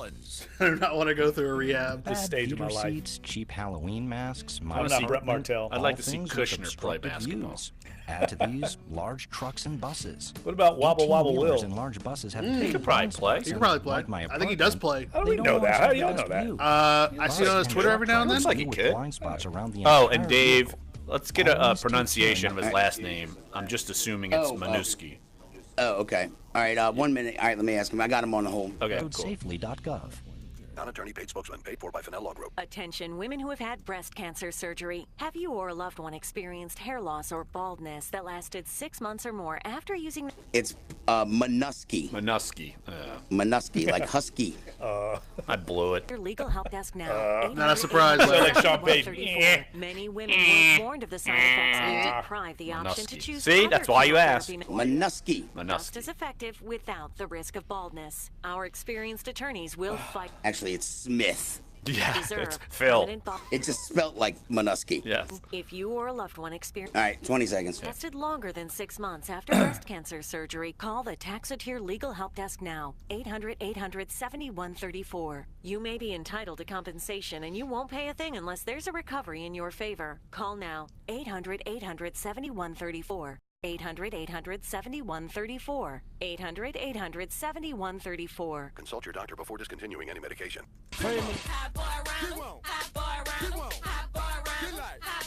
This is Dunc and Holder on Sports 1280, New Orleans. Sam Mills of Football Life going to be debuting Thursday night after the Eagles-Panthers game. And, of course, we know Sam Mills very well here in New Orleans. Made his NFL start here with the Saints. The affectionate field mouse, one of the members of the Dome Patrol. And pleased to be joined by NFL Films producer Paul Minuski, who helped put this thing together. And Paul, appreciate you jumping on the show. And it's easy to see, even if you don't know Sam Mills, when you get a chance to check out the documentary, it's easy to see why he's such an intriguing subject for the great series of A Football Life. But what is one of the reasons why, or maybe a few reasons why, you felt that NFL Films, that Sam Mills deserved to be part of this documentary series? Hey guys, how are you? Thank you so much for having me on, first and foremost. And the biggest thing with Sam, I'd always been a big fan of the Dome Patrol. Always loved the Dome Patrol, and I've been bugging my bosses for years to try to do something on the Dome Patrol. We need to do something on the Dome Patrol. Well, I did something on Pat Swilling and his two sons. I did a shorter piece a couple years ago, and for Sam, although people didn't really know who he was, maybe outside of New Orleans or Carolina, the guys that did know him and the guys that did play with him really knew what a special person and player he was, and that's kind of what we tried to show in the film. Yeah, Paul, I tell you all did a great job, as always, at NFL Films of digging back into his background. I mean, you all went back, found college teammates or his college coach at Montclair State, had teammates that played with him with the Philadelphia Stars. I love the stuff that you all did from the USFL. Was that, I'm curious, did you all get in, was there some kind of reunion there for the Philadelphia Stars this past year? Yeah, I mean, it was amazing how stuff works out. So NFL Films is located in South Jersey, which is about 10 miles outside of Philadelphia.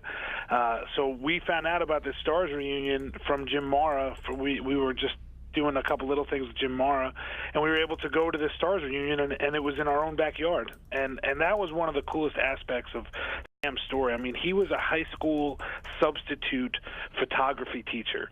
After he had not made it for the CFL and for the NFL his first go-around. So that's what he was doing before the USFL called him up. So without the USFL, there would not have been any Sam Mills NFL career at all. This is Paul, with Paul Minuski from NFL Films. Sam Mills, A Football Life, again, is going to be premiering on NFL Network Thursday night after the Eagles-Carolina game, and it will be re-airing at 7 o'clock Central, 8 p.m. Central, 8 p.m. Central on Friday on NFL Network.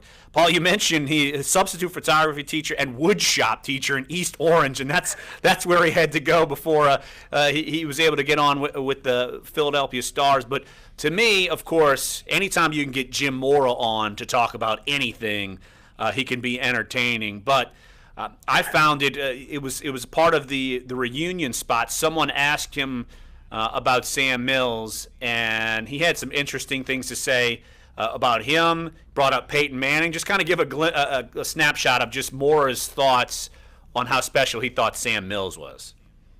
Well, Jim, of course, Coach Mora was his coach at the USFL. So that's how he knew Sam when they were with the Stars. And he always says that Sam was the greatest player he ever coached.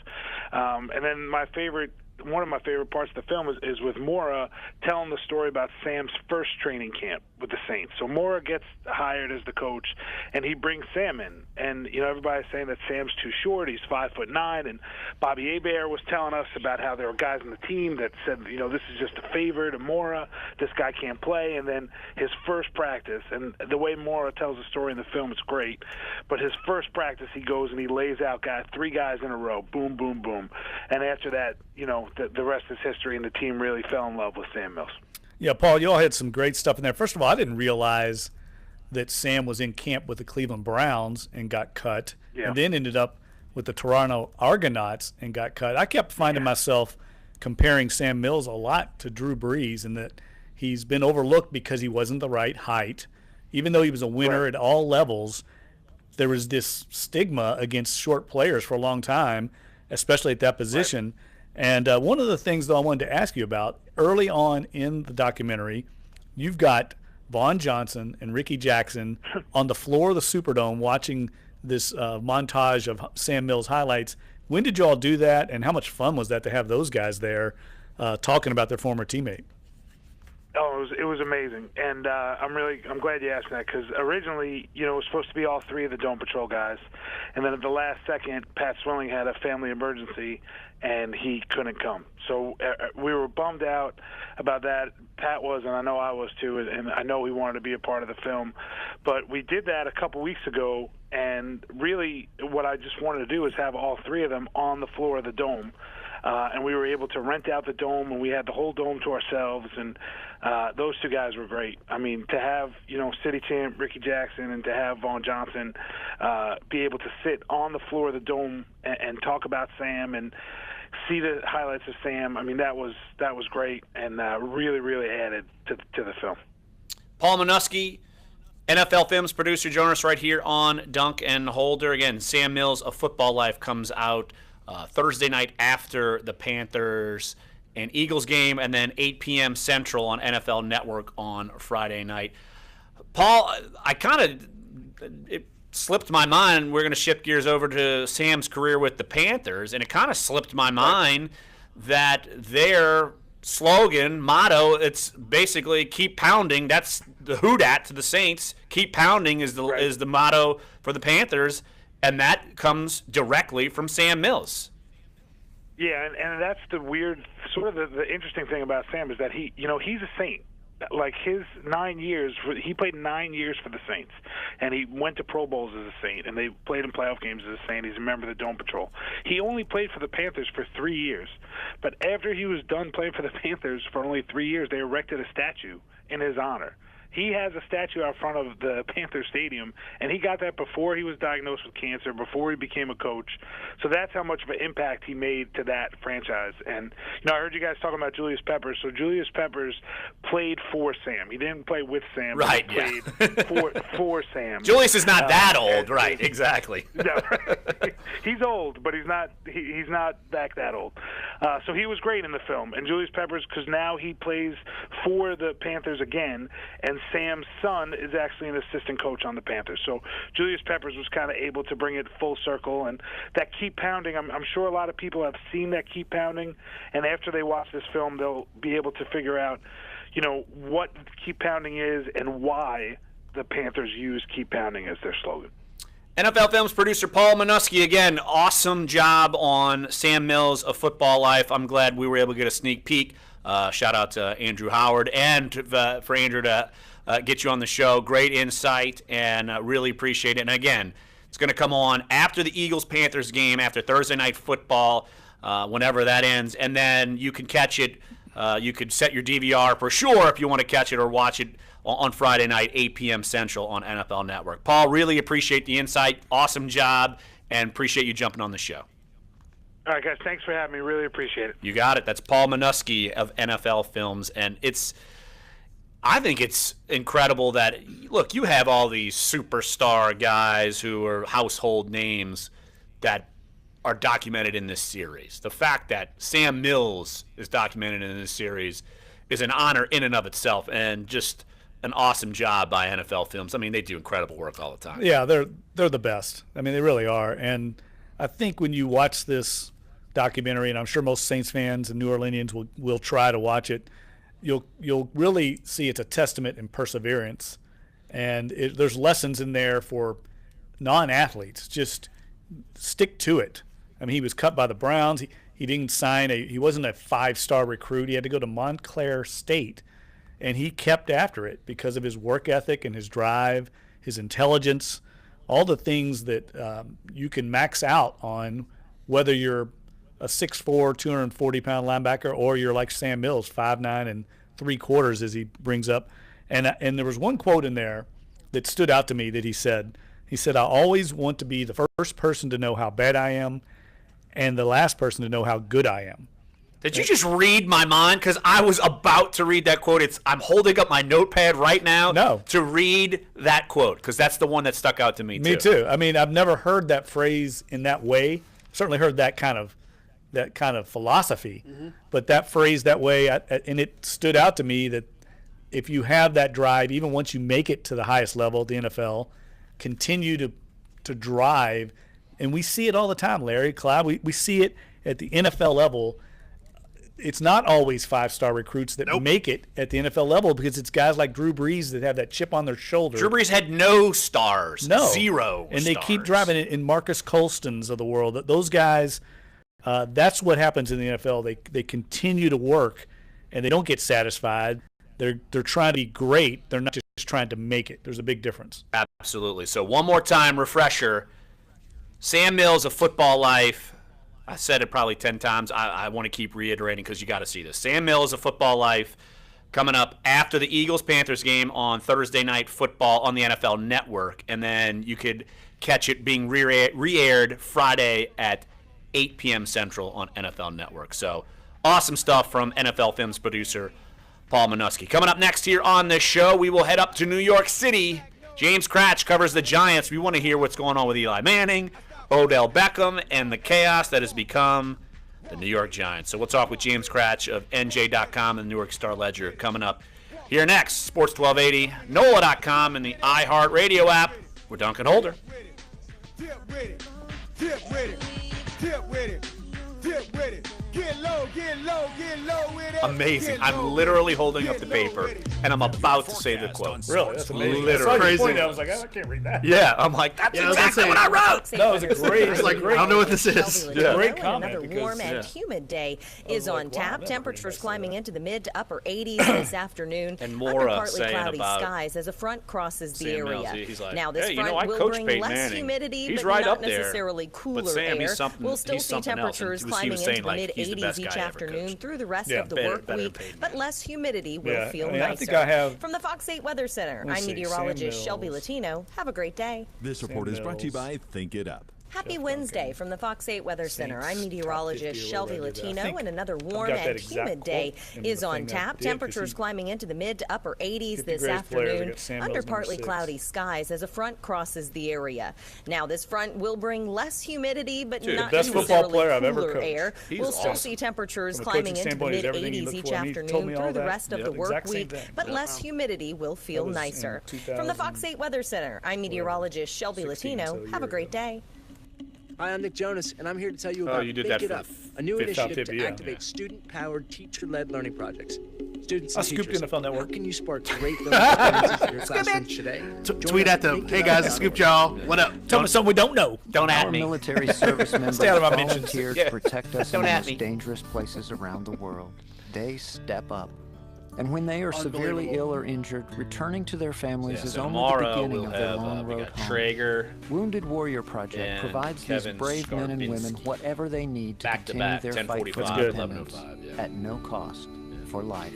So now Yeah, it's time Traeger's like, for I a don't know grateful anything nation to about- step he's up. like, I don't know much Join about us St. at Science. I'm like, dude, you want me to prep you? findwww.org. Who said that? Hi, this is Schrager, Jennifer and he's Coolidge. doing the sideline The for the American Heart game. Association says the disco song "Staying Yeah. Alive." Well, is actually, perfect no, for he was more hands-only like CPR. he was more like. If you see a teen or adult know, collapse I from don't- cardiac arrest, I need your you help only on need prep 2 because steps I to help don't save a trust life. what I hear, Call like, 911 production and push meetings. hard and fast in the center of the chest. Like, All right, we got James and 40 seconds. cool. Disco Yeah, is so he's back like, and give me it's the. saving I need the lives. real scoop. To learn more, go to Yeah, heart.org/hands Traeger's awesome. only CPR. Nationally supported by the Wellpoint What's this Center. show? Good Morning Today, there Football. are over 47 million NFL Ford Network. vehicles on the road, Good rolling Morning on Football. over 188 million tires. That's a lot of rubber to trust to anyone other than a hardworking specialist at Ford Service. No one knows your Ford better than Ford and Ford Service. Get a $140 rebate by Who's mail on next? 4 select tires when James you use the Cratchit. Ford Service credit Eli, card at the Big Odell. Tire event. Disaster. Subject to credit. All right, 10 seconds. Debit All card. right. Other tire manufacturer rebate or offer cannot be combined with Ford Service credit card rebate or offer. See your participating Ford dealer for details through 12/31/17.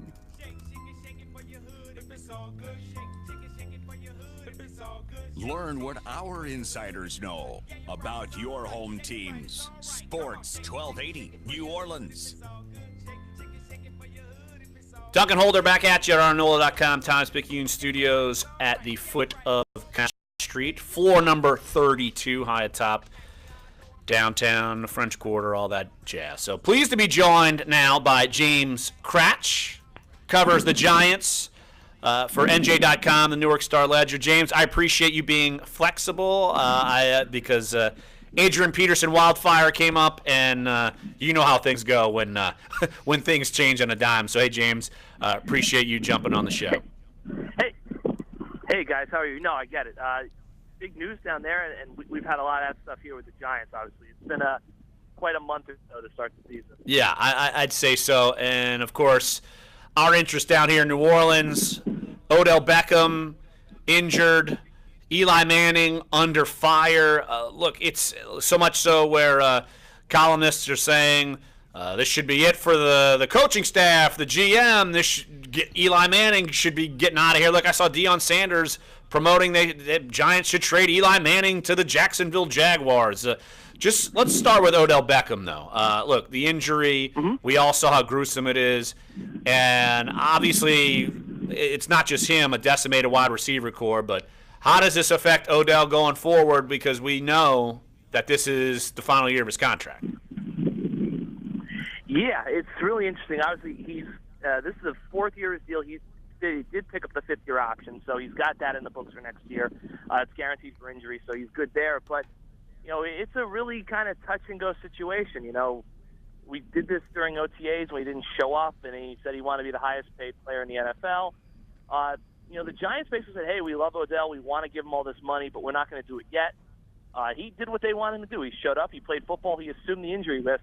Now he's hurt, so now you have to wonder, where does this go from here? I mean, he still is going to want his money, and he's going to say, hey, I did right by the Giants. I did what they wanted me to do. I came to work. And the Giants, logically, a team probably doesn't want to give him a massive amount of money until they see that he's healthy and he's still the player he has been.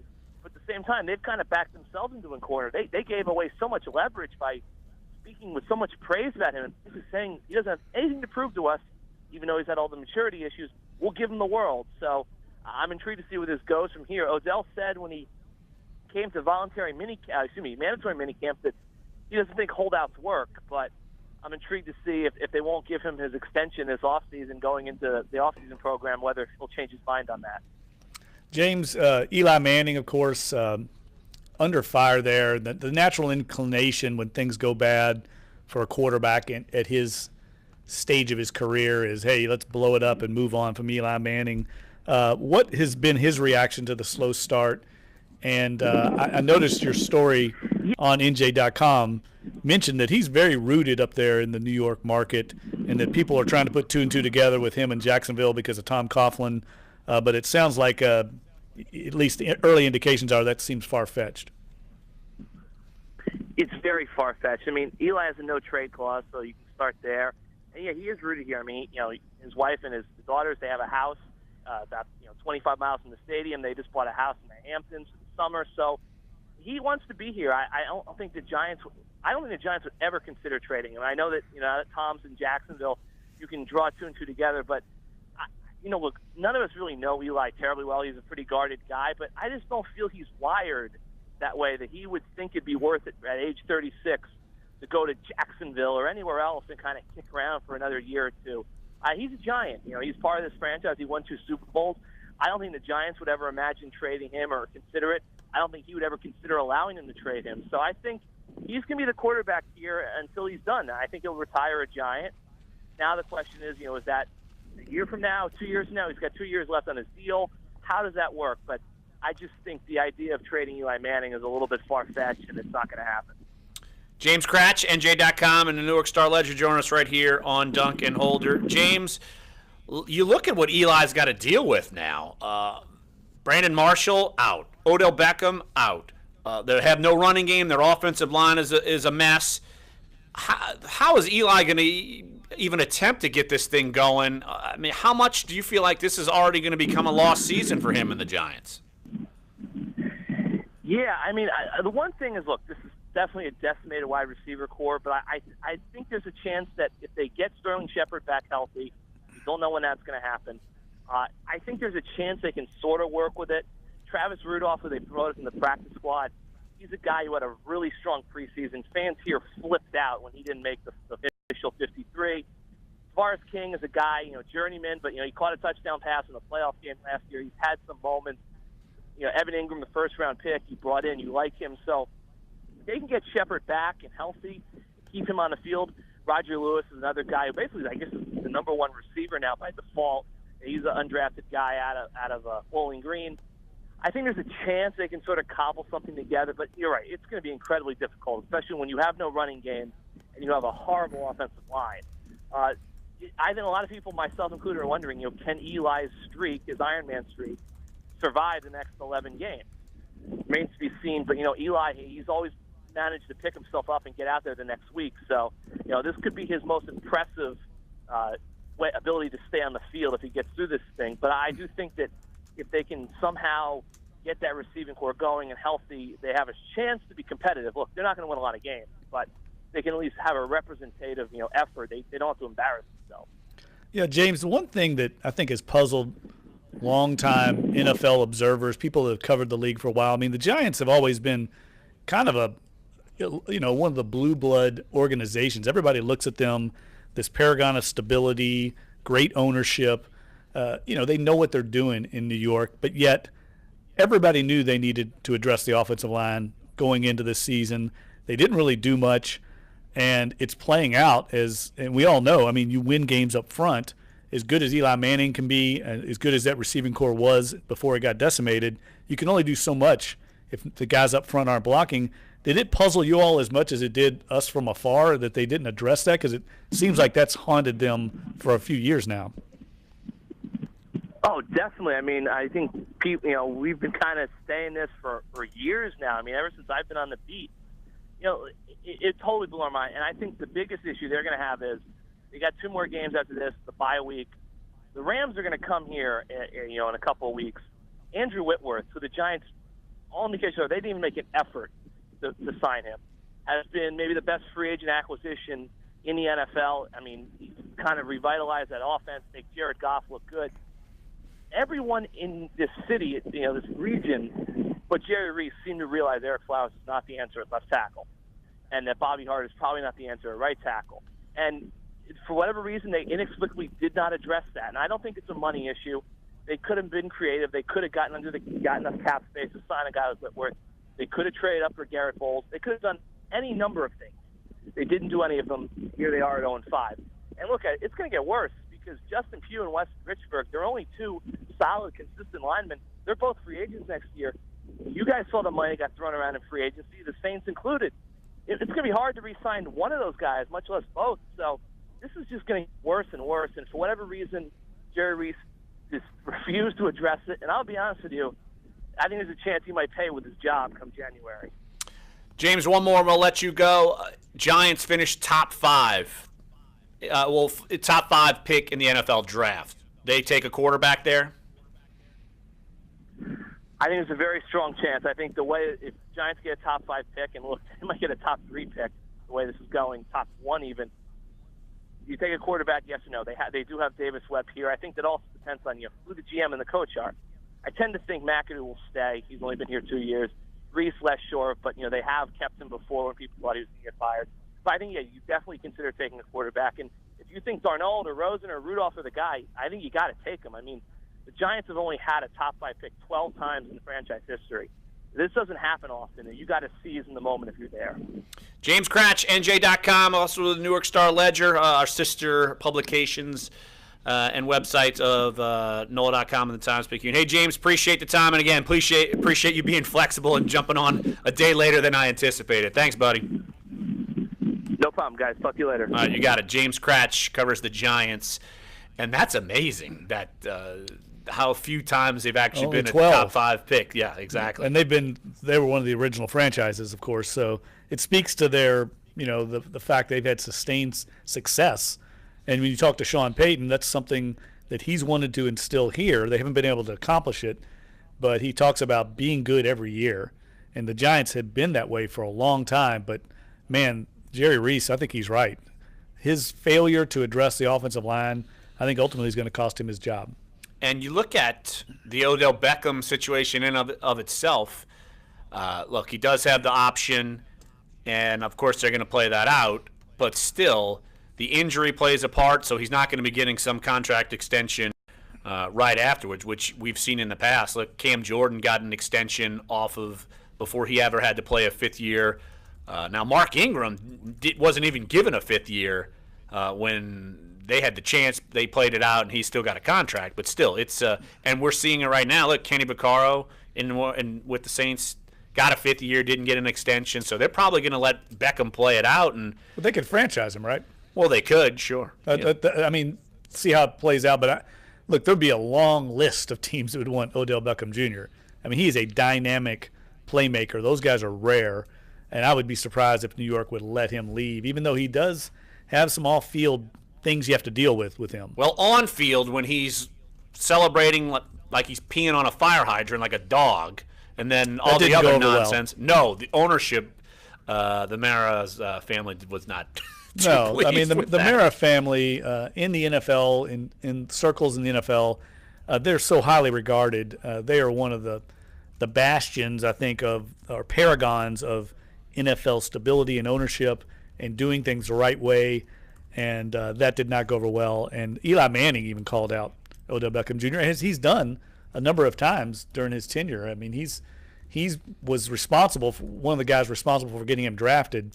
And I think he feels like Odell Beckham Jr. needs to kind of grow up in some ways off the field. But I do feel like the Giants are in the same situation as the Saints at quarterback. Guy who's won your Super Bowl. Eli has been on two Super Bowls. How far do you go? Now, here's the thing. I don't think Eli Manning ever has played on the same level as a Drew Brees. Drew Brees has always been the step above, maybe 2 steps above in your quarterback hierarchy. But how far do you go with a guy given age and, say, a draft class? I mean, if you're a top 5 pick, you're going to have options at quarterback. I think looking back at this past draft, what would have happened if the Saints would have taken Patrick Mahomes? Okay, they have him on the bench right now behind Breeze. Mm-hmm. It changes everything. Do the Saints move in another direction after this year if things don't play out? Suddenly you've got this huge investment that you have to take advantage of. And I think it's interesting in New England that they have not traded Jimmy Garoppolo, even though they've had a bunch of people look into him. They're hanging on to him because I think they know he's an asset, but also he could be the guy after Tom Brady moves on. But Brady's playing at such a high level, at some point they're going to have to move Garoppolo. Oh, look at Pat Mahomes. Alex Smith's playing like he's never played before in his life. And I think Pat Mahomes is his backup. Leading the league in passing right now. Matter of fact, the 3 leading pass efficiency quarterbacks in the league are Alex Smith, Tom Brady, and Drew Brees, all in their 30s in the case of Brady and Brees. In their 40s. late, well, Brady is 40. So it shows experience does matter. The only one that's in the top 10 that's a young gun is Deshaun Watson. And there's a good example of if you think you've got the guy, get him. Because that's going to change the Texans franchise now for a long time, having a quarterback they can count on. Yeah, and the fact their defense is banged up, and the defense isn't going to be the answer for them this year. They're going to need to outscore some teams. And look how many points they scored against a good Kansas City team because of Watson. Matter of fact, Watson has set an NFL record. The first 5 games of his career, he has 12 touchdown passes. The first rookie quarterback ever to get that many in 5 games. That says a lot about him. Absolutely. So why don't we take one final break here on the show? And we talked about soccer at the beginning of the show. Clyde, I saved this last segment for you to walk out of this show in pain and misery. Oof. And I'm obviously going to be coming from it at a guy who has his 6-year-old play soccer, and You know nothing about it. I know when there's a goal. Like I said, you know nothing about it. I know they got. You know what offsides is, or a yellow card? I know card. It's just like American football. There's a yellow card, which is a flag, and the red card is a challenge flag, right? I can't wait to ask about your peak formations. I barely know how to kick a soccer ball, much less anything about. Well, you can come to me for that. Oh, that's right. I've established my kicking acumen. Clearly. Exactly. It's on tape. One more segment. U.S. soccer in a toilet. We'll talk about that here next. Sports 1280, NOLA.com, and the iHeartRadio app. We're Dunc and Older. Clay Travis. I'm a First Amendment absolutist. Mornings 5 to 8. I open up phone lines and let people just tee off on me and say I'm racist. Why do I do that? Because one, I know I'm not.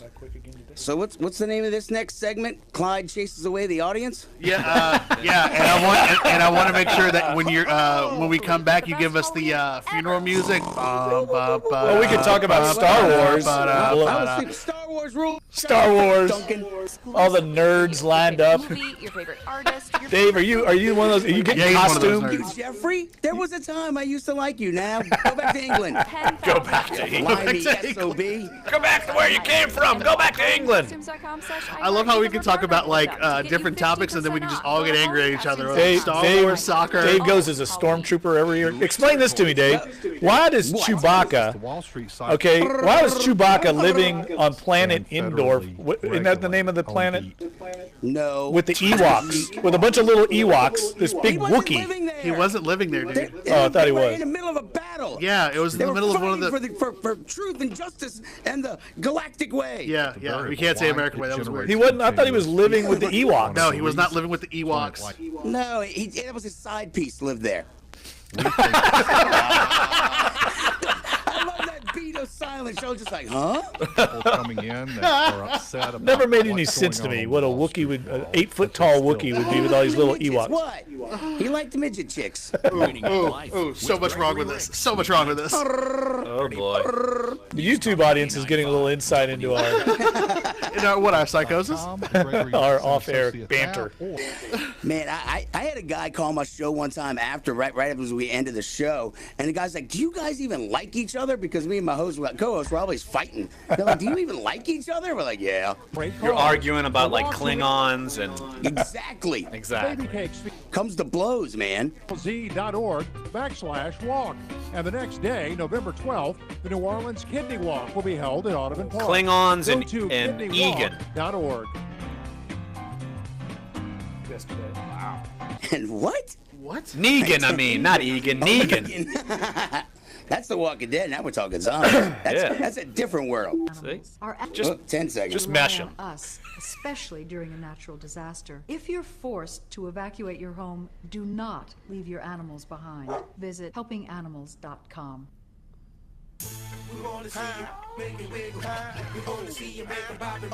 Dunc and Holder now. Josh Shinnis next at noon on Sports 1280, New Orleans.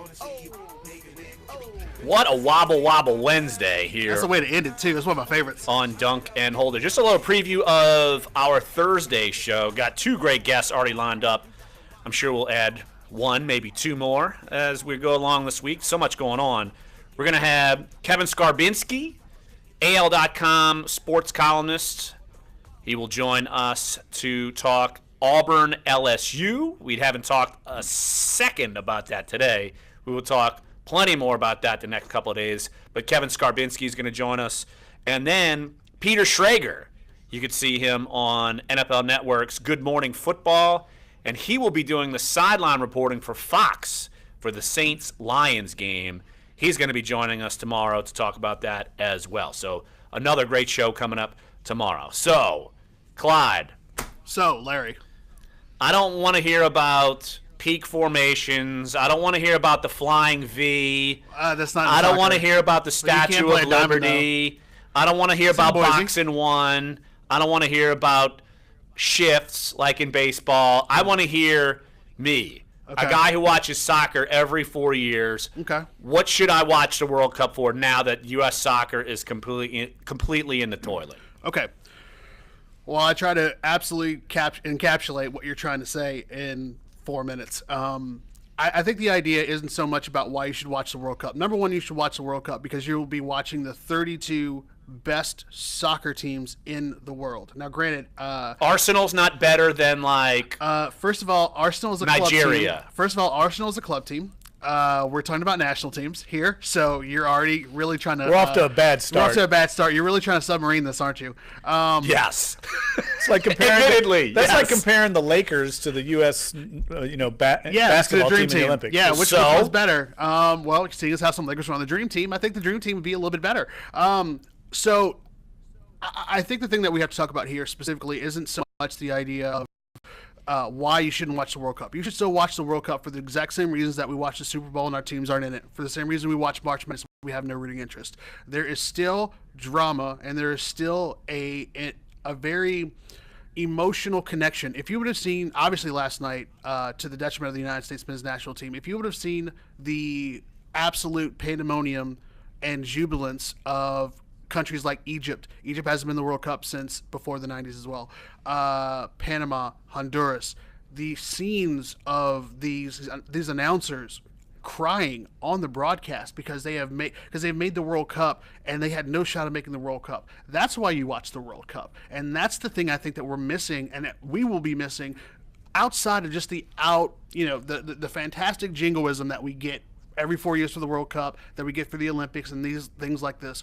You're missing an emotional drama that people are connected to, just not even for the sport, but for the entirety of the game itself. Can we just replay the dude on ESPN who went nuclear the whole time? Can we do that forever? Can he just come on and the entire World Cup just go nuts about how the U.S. missed it? Taylor Twellman? That would be entertaining to me. No, fortunately, Taylor Twellman, who, in my opinion, is also one of the best soccer commentators in the world, especially in America, because he does tell it like it is, despite the contrary of a lot of people who think that Taylor Twellman and the soccer media is the problem. Soccer media is not the problem. People who think the soccer media is a problem. Every single one of those players, they can take nightmares for the rest of their lives because this is an utter embarrassment with the amount of money that is in Major League Soccer and in this sport. You can't get a draw. Exactly. He's so I need right. more of that guy. He's that so guy right. my whole life. Taylor Twellman, he was spot on point. The amount of money that is put into the U.S. soccer, which is now at the billions, that go into not only the men's national team, but the women's national team, who has won 3 World Cups. May I remind everybody about that? And the youth level teams. There is a systemic problem, and there are things that American soccer media, fans, and everybody that's associated with it is going to have to ask themselves some tough questions. It might be time for some systemic change and for ways to be able to compete, first of all, in CONCACAF, which apparently, clearly, we cannot do. And then before we even get to the point of talking about being able to be a player on the world stage. Well, soccer is a world game. It's the world's global sport. Now, we've only been playing for about 100 years, while the teams have been playing for probably close to 150. The only guy I remember from U.S. soccer is that dude with the ponytail who looked like the evil guy from Kindergarten Cop, Tony Mioli. That's the only guy I remember. Alexi Miola? That's the only guy I know. Alexi Lawless. Yeah. Alexi Yeah, Lawless. but I only know who him. Also had a fantastic. He looked like he was a member of the Spin Doctors. Well, he actually, surprisingly, Alexi Lawless actually is a musician. He plays guitar and he's come up with a few albums. He sang Two Princes and Superman, right? And Little Miss Can't Be Wrong, Well, obviously. Look, I got a taste of soccer last year. When I was over in France, I went to the Euro Cup semifinal between Germany and France. And you hit the nail on the head, Clyde, that it's the nationalistic pride that these countries take in their soccer, their national teams, something we need to appreciate. It's very similar to an Olympics, frankly. The World Cup is basically the Olympics, but in some ways it's even more passionate, I think, because soccer is the national sport in every other country except America, right? It is. It absolutely is. And I think that's where I think for American fans that wonder why, especially American fans who don't follow soccer, are so passionate about it, is because they've seen it on a different stage to where it is the number one sport in England, in France, in Germany, where you're talking about, and even parts, it's going to get there in Australia, but we're not talking about rugby in England. We're not talking about rugby in France. We're not talking about, cricket, that's pretty much completely over our heads and radar. But when it comes to soccer has been the thing. And for us, I think it's the idea because it is such a global event. It is such a global game to where we put ourselves on that stage. And of course, I think from what we've done in the Olympics, whether it's track and field, whether it's basketball, whether it's baseball, softball, gymnastics, whatever it is, you want to feel like you have the best players in the world. And right now, I think the biggest thing for us that we have to take is the idea that right now we do not.